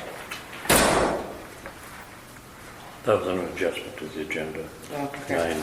Oh, yeah, I said these. 9, 8, 2, and 3. Well, I was looking to see if you had specific verbiage that you wanted well, to. that one, unfortunately, I didn't put those there. I just put it from so it's to approve setting the interest rate for fiscal year 2026 real estate taxes at 8.5%. And that's what it's standardly been. And that's what it's been the last 2 years. I'll make that motion. I'll second it. Been moved and seconded. Any further discussion on the motion? Hearing none, roll call, please. Councilor Dana Cummings. Yes. Councilor Moran. Yes. Councilor Boone. I'm sorry, Yes. Councilor Stevens. Yes. Councilor Seeley. Yes. Councilor Boone. Yes. The next one is to set the date that real estate taxes commence. So the motion is to approve and authorize setting the date for interest to be November 1st, 2025 for fiscal year 26 real estate taxes. I'll make that motion. I'll second it. And moved and Was that you seconded. calling? Yes. Okay. Moved and seconded. Any further discussion on the motion? When are they going to be sent out, Brian? So tax bills, we're getting it done we're getting it done well, and Wes is on top of stuff. So tax bills should be going out in July. We'll get the tax commitment that's done in the first week or two of July, and we'll get out on time this year. Last year, we didn't get out well until August. Okay. Callis beat you last year. There's always a race between Callis and Eastport as to who gets them on first. Any further discussion on the motion? Hearing none, roll call, please. Councilor Dana Cummings? Yes. Councilor Moran? Yes. Councilor Stevens? Yes. Councilor Seeley? Yes. Councilor Boone? Yes. And finally, I need a motion to approve and authorize the tax collector to accept real estate tax prepayments for fiscal year 26 with 0% interest, and we've typically done that. So we do have a tax club, people can pay in advance, but you don't earn interest if you do so. So that's basically keeping the status quo. Yeah, that's also the status quo. I'll make that motion. I'll second it. Moved and seconded. Any further discussion on the motion? Hearing none, roll call, please. Councilor Dana Cummings? Yes. Councilor Moran? Yes. Councilor Stevens? Yes. Councilor Seeley? Yes. Councilor Boone? Yes. Now where are we? Oh wow, we're going to 10. Schedule public hearing on sewer rate increase. Yeah, so we can talk about that. Now, the sewer has come out pretty much right on. But sewer has tended to be kind of volatile, and we have no sewer reserve, by which I mean, should sewer run over? I don't actually know. We might get yelled at by the auditors for this. But for at least 2 years, we have run a deficit. I mean, I've said in this meeting before, we actually passed the budget in deficit last year. In other words, our expenses minus our revenues meant we weren't charging enough. I think it's been more than just last year. Yeah, It's been almost 3 years. and our ordinance doesn't permit that. It's supposed to be paid by the ratepayers. So we had the 15% raise last year, which I know no one was happy with, but that did bring us more or less. My projections now are that we'll be coming in at about $707,000. I'll do it down here. $707,000 in expenses, $713,000 in revenue. So we're at $6,000 to the good. I am proposing a 1% increase to the sewer rate because I think we need to start building a reserve. Because if we run over that, for whatever reason, the cost of sodium hypochlorite goes through the roof, which it has done twice already. We should actually be, we don't have a mechanism, we should actually be raising the rate at that point. So, and the other thing is, I know people don't like seeing a rate change, but so long as things keep getting expensive, I would like to get in the habit of at least considering a rate change at budget time. This would, I'll go over this again. I figured, as far as I can tell, the ordinance does not require a public hearing for this. I just thought it was a good idea. So we'd have the public hearing, we vote on it in July, and it would go into effect with the October bill. So that increases what, $1.50? The current base is $1.40? the current base is 169, so that's per 70, quarter. yeah. Yeah, so it's not much, but it is something. And in any case, I've given you all this, but all we really need is, I just need to schedule a public hearing in the next meeting. I'll move to schedule a public hearing for the July meeting. I'll second that. Moved and seconded. Any further discussion on the motion? Hearing none, roll call. Councilor Dana Cummings? Yes. Councilor Moran? Yes. Councilor Stevens? Yes. Councilor Seeley? Yes. Councilor Boone? Yes. Item 11, approval of proposed capital expenditures for fiscal year 2026. Oh, we need to do, okay, I'm going to ask that we table that briefly because we need to do the general fund policy first. That's up on 7H. Yeah, I'm sorry, I lost track of it. We go to the general fund policy, and do I have that? If I have that, I'll bring it on the screen. So that's 11. Policies.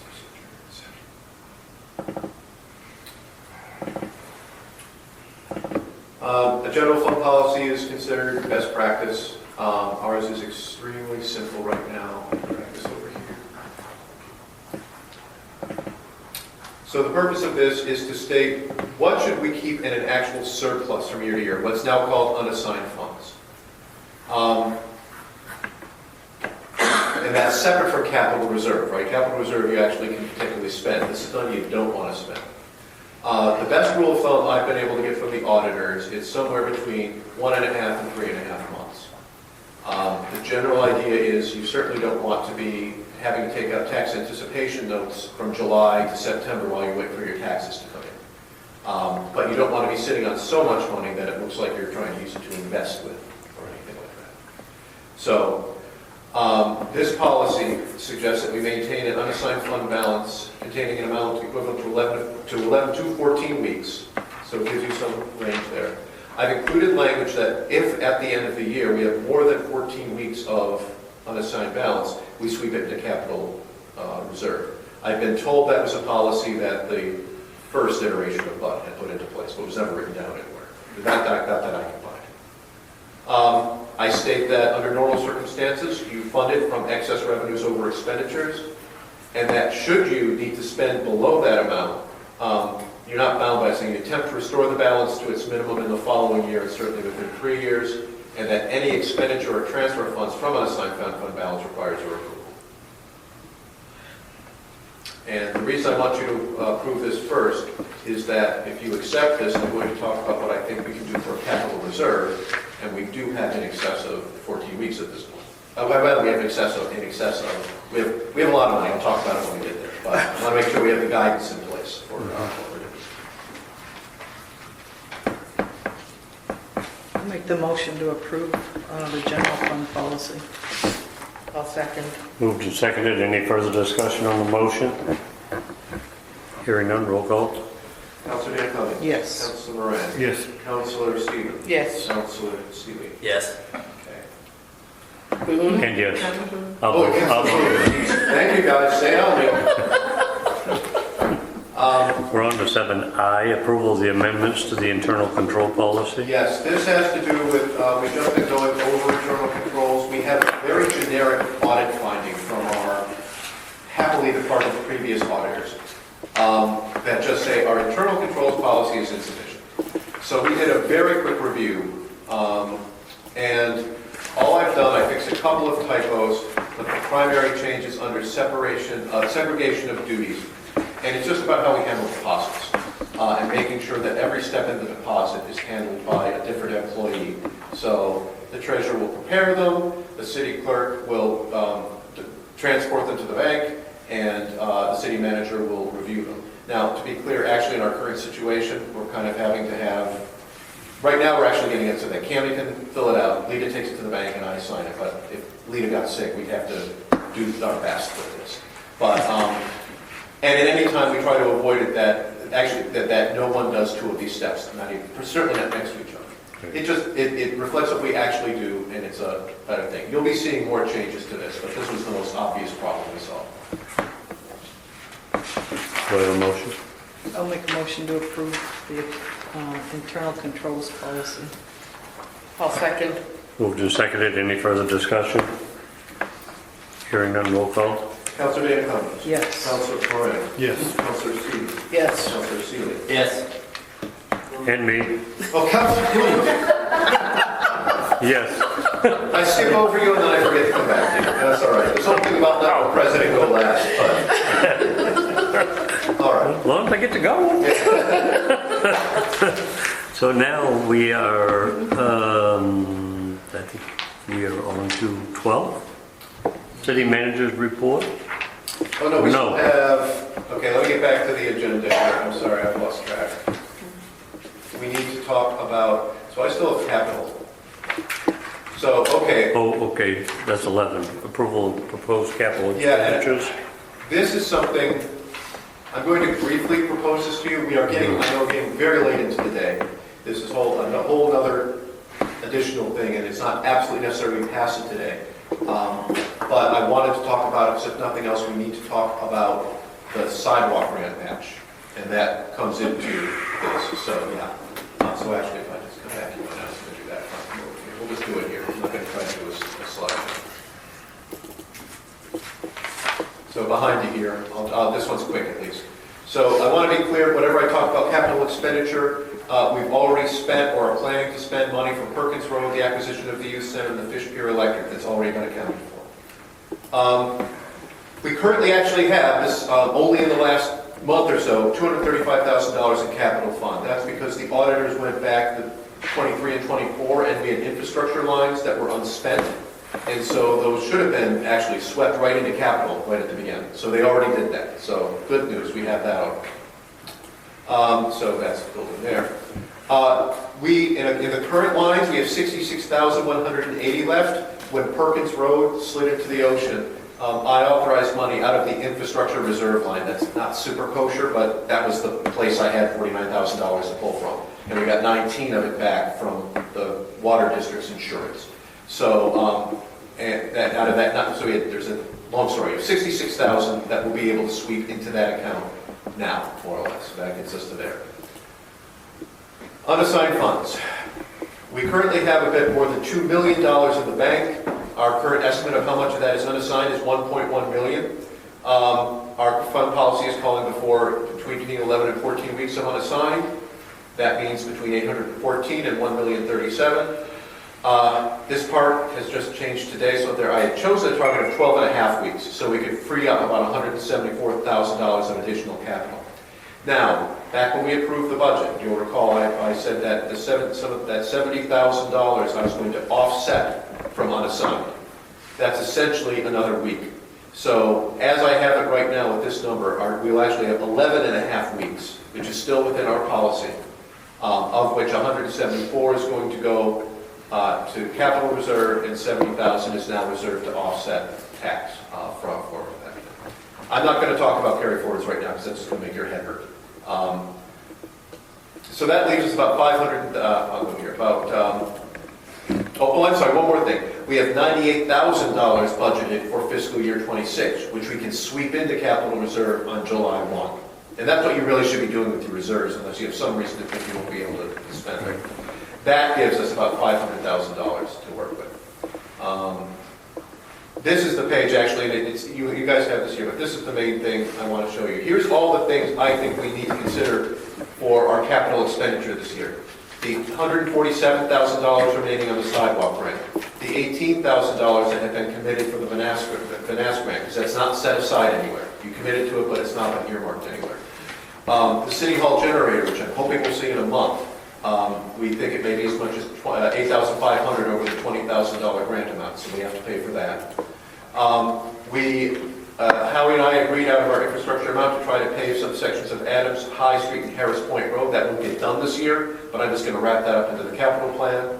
I hoped to pay off the 2 police vehicles out of that as well, since they're both on 5-year loans, and that was done out of an abundance of caution.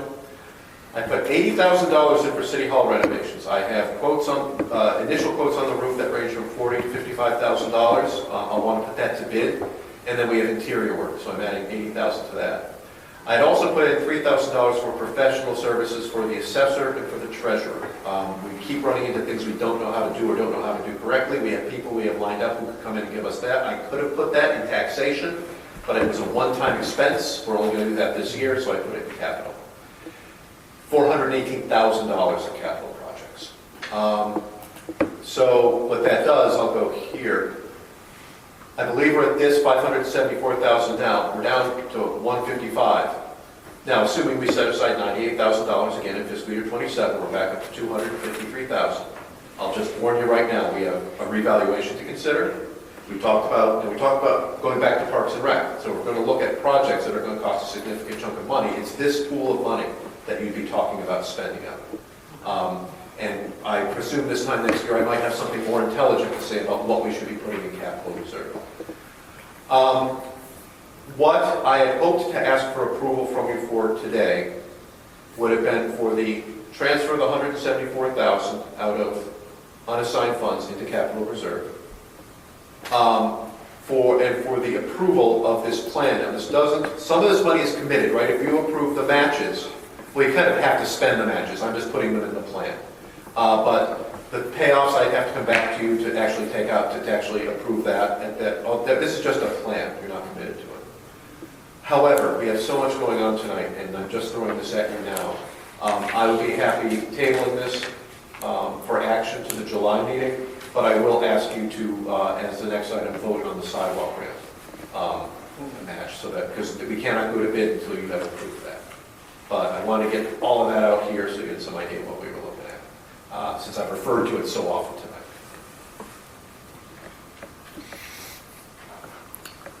So you're looking for two motions, one to table, One to table, and then one to Yes, so approve the first motion would sidewalk? be to table action on the capital plan to July.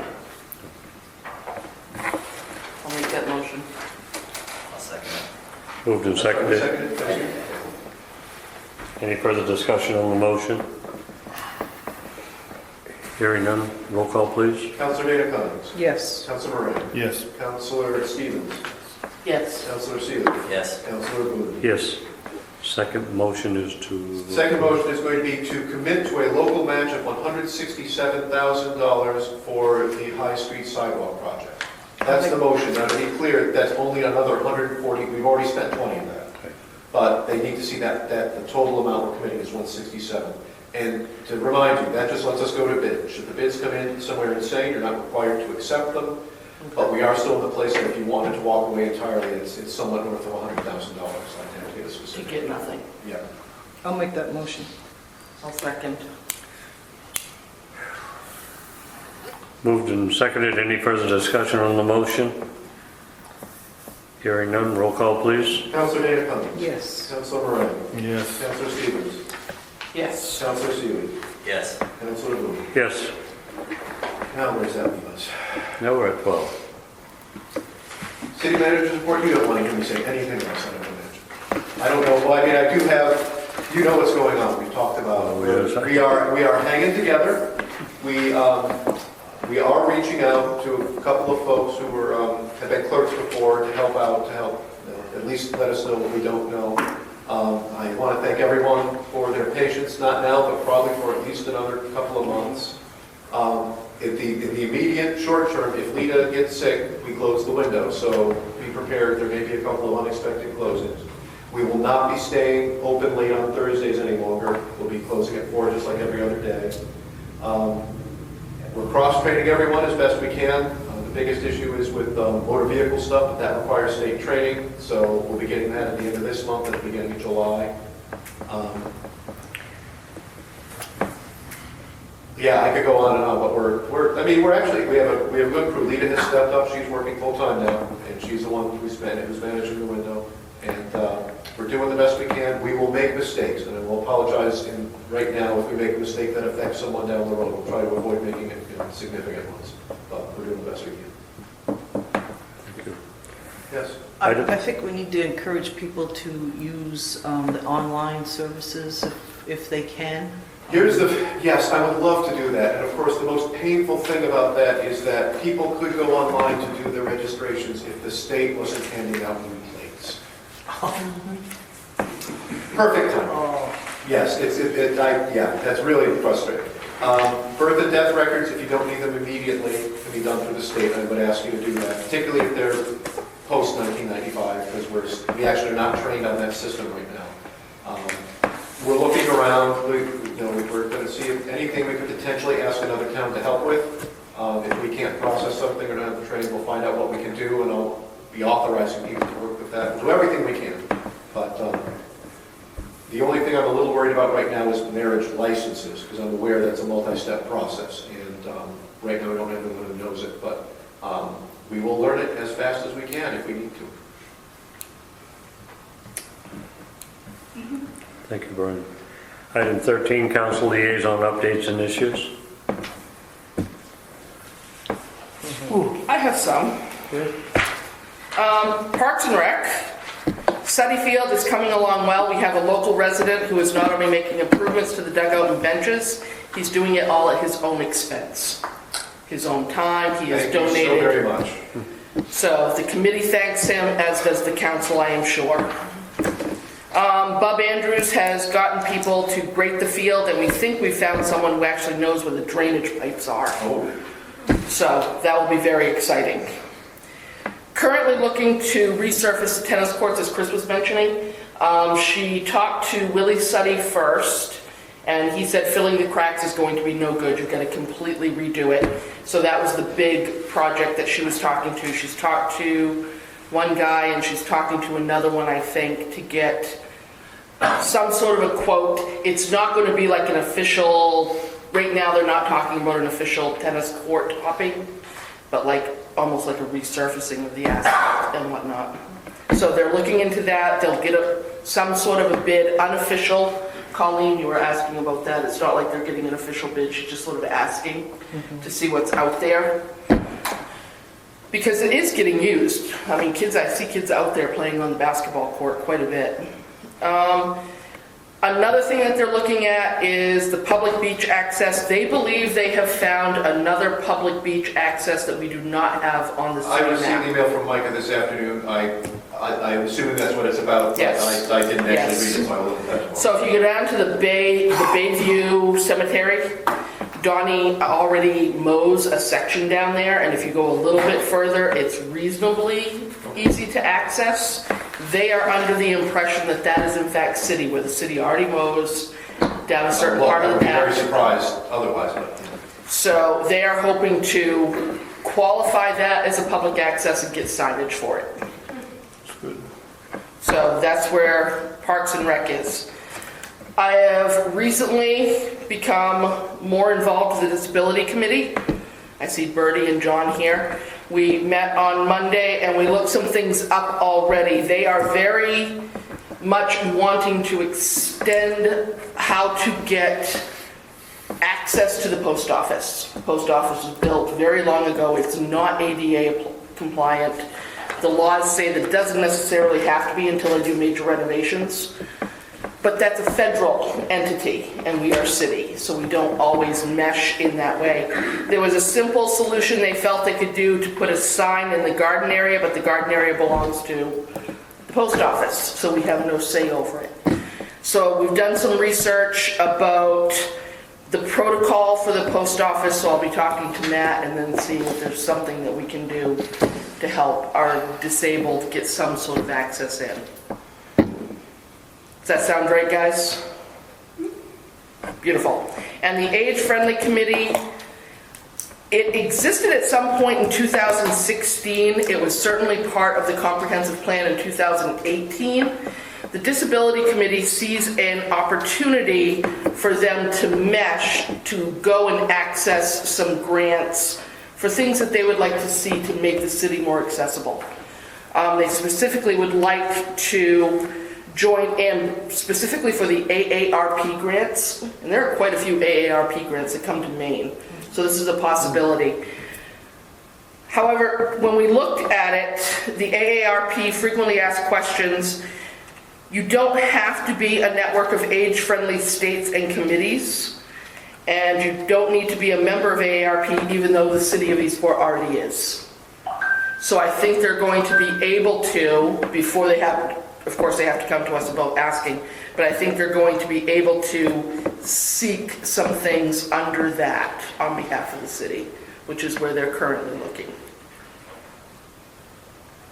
Does that sound right?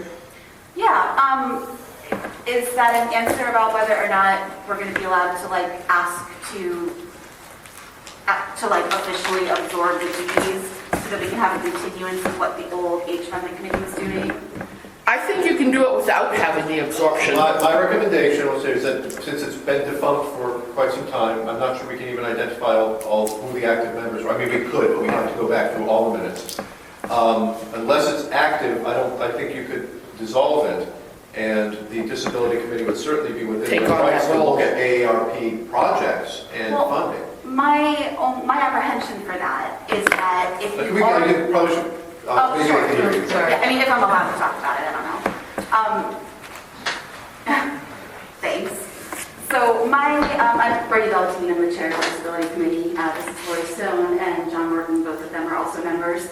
My apprehension to going after AARP grants, of which there are, you're right, quite a lot, is that if we already have an established, because that age-friendly committee, that age-friendly language is AARP language.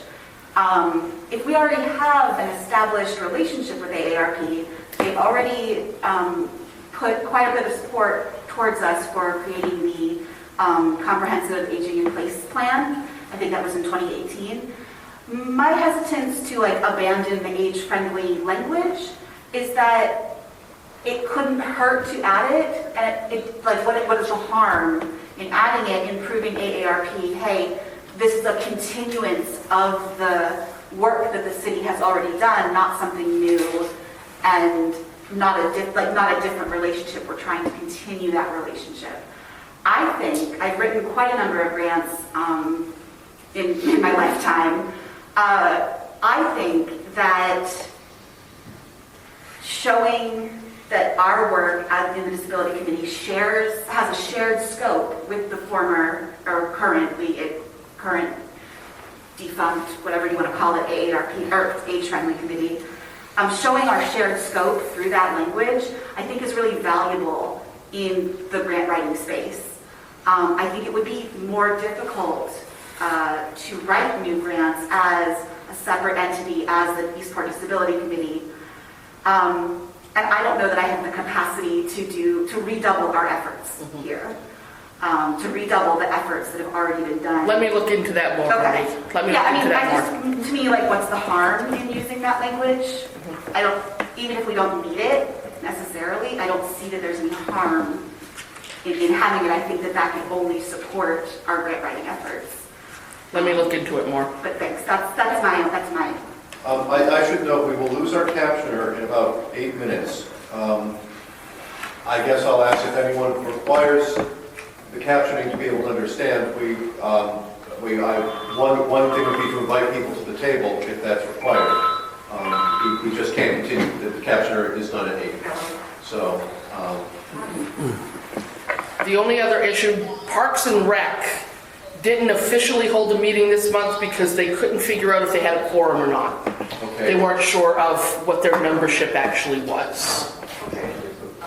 I would have normally asked you to have Ella check on that. We will talk. But with all the committees, I bet that's probably an existing issue because we add and subtract people. She was working on getting all of that together, and I can go on. Just to mention. That's all I have. Good. Good. I'm good. I only have two.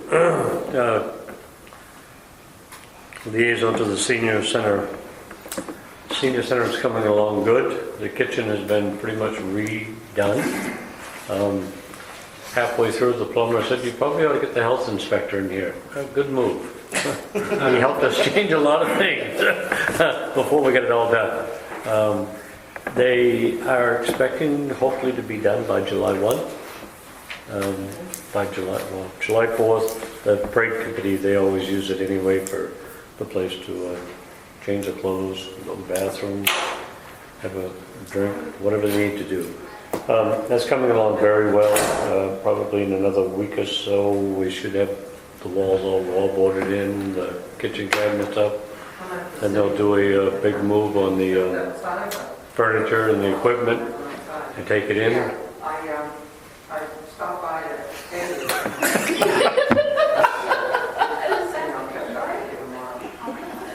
Apparently we need to go to that corner and talk.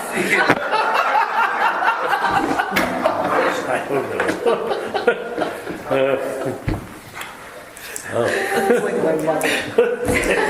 Can't hear anything, so she just talk. We're laughing too loud, you can't hear now. Oh, I'm sorry.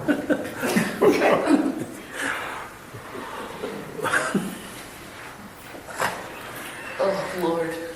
May be able to dress her up, but you can't take her out. All right, so that is coming along good. The senior center is also the community center. The city has never had a community center. So there again, for the youth, here we go. Start using it. That's what they want you to do.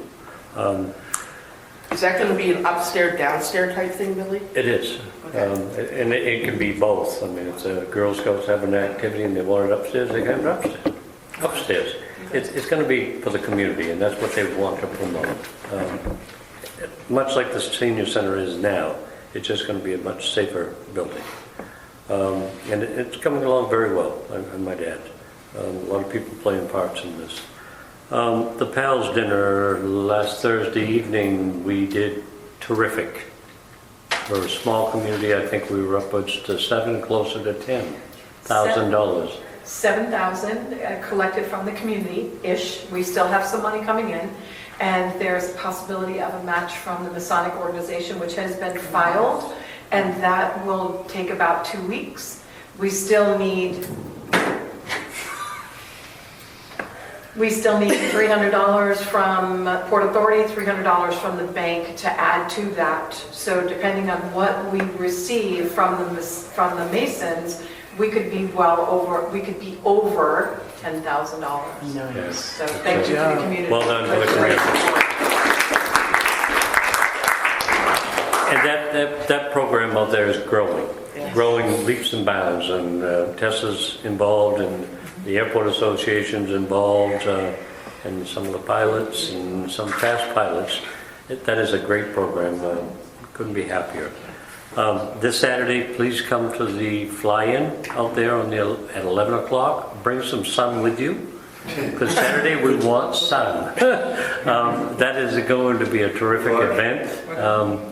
If you can't bring sun, bring a rain jacket. I mean, we're going to get through this one way or the other on Saturday, and I wish the entire community would show up for that and see what's being done up there.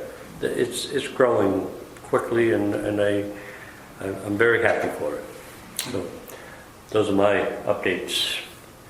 I guess we're going to lose caption. So we're into public open forum, item 14. Anybody from the public like to speak?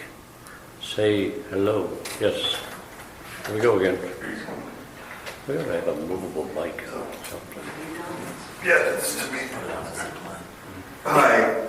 I just have two things that I'd like to bring up. The first thing is that I asked two questions about the budget for this specific reason.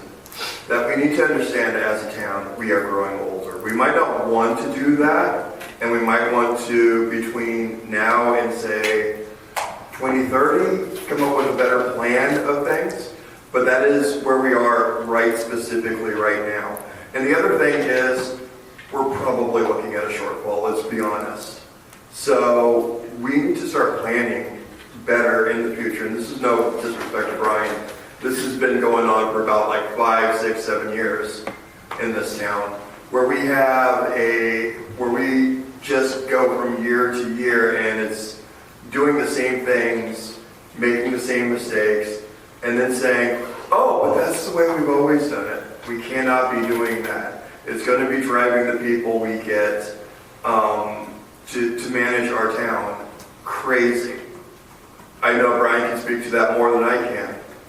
The other thing that's been brought to my attention as both a person who's on a committee and a person who has been hearing, talking to people around town, is that people don't really know what's up in terms of who's on what committees and what committees are doing what. And it's really getting to the point where it's like, people are like, oh, you're on a committee, can you do this? No, I don't think our committee can do that, but here's where, you should go down to City Hall, you should go down to this person, you should come to the city council meetings and do that. Just talk about where do I go from here?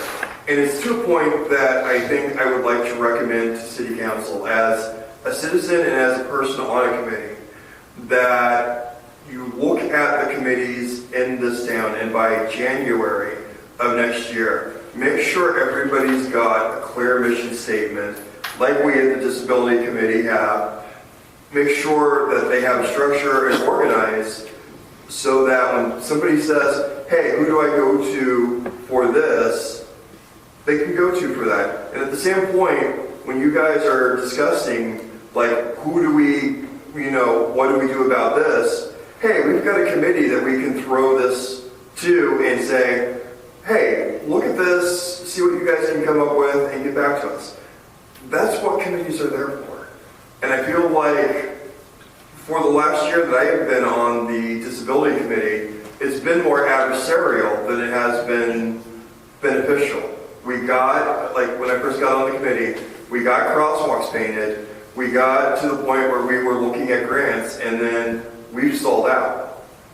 So that's just my advice as a person who's been on a committee and has been talking to the public for about the past year. Thank you, John.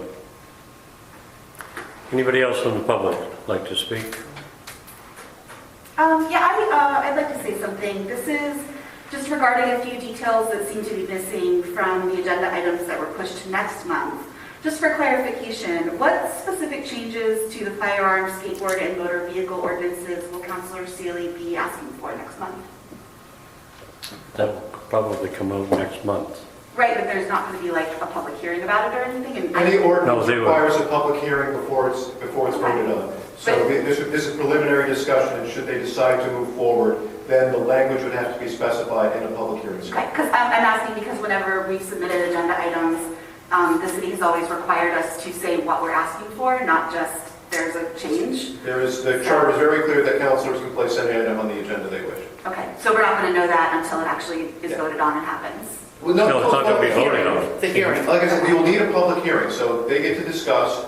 I refer you back to the charter to make a change or introduce an ordinance. You actually have to have something specific in writing that you would present to the council. Council would say, we'll go to public hearing. Then there's the notification process. You'd have to be able to read it at City Hall. You'd get to come to the public hearing, and only then can action be taken. So we don't know yet what changes you're asking Correct. for? Okay. Is that fair?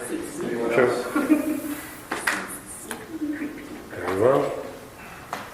Thank you, everyone. Item 15, I need a motion to go into executive session. 8:03, I move to go into executive session for personal matters, Title 1, MRSA 4056A, for real estate, property, and economic development, Title 1, MRSA 4056C, and for consultation with legal counsel, Title 1, MRSA 4056E.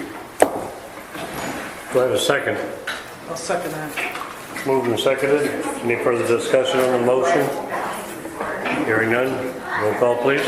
Councilor Dana Cummings. Yes. Councilor Moran. Yes. Councilor Stevens. Yes. Councilor Seeley. Yes. Councilor Boone. Yes. I'll take 2 seconds to let them clear up and shut that down. Action. No. Is it still 8:33? 8:33, I move we come out of executive session. Second it. Been moved and seconded. Any further discussion on the motion? Hearing none. Roll call, please. Sorry. Councilor Dana Cummings. Yes. Councilor Moran. Yes. Councilor Stevens. Yes. Councilor Seeley. Yes. Councilor Boone. Yes. Item 16, action from executive session. There is none. Was there? Hearing none. Item 17. Motion to adjourn. I'll second it. 8:33. Any discussion on that motion?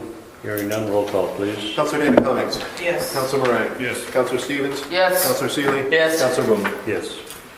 I don't want to look for the ice cream.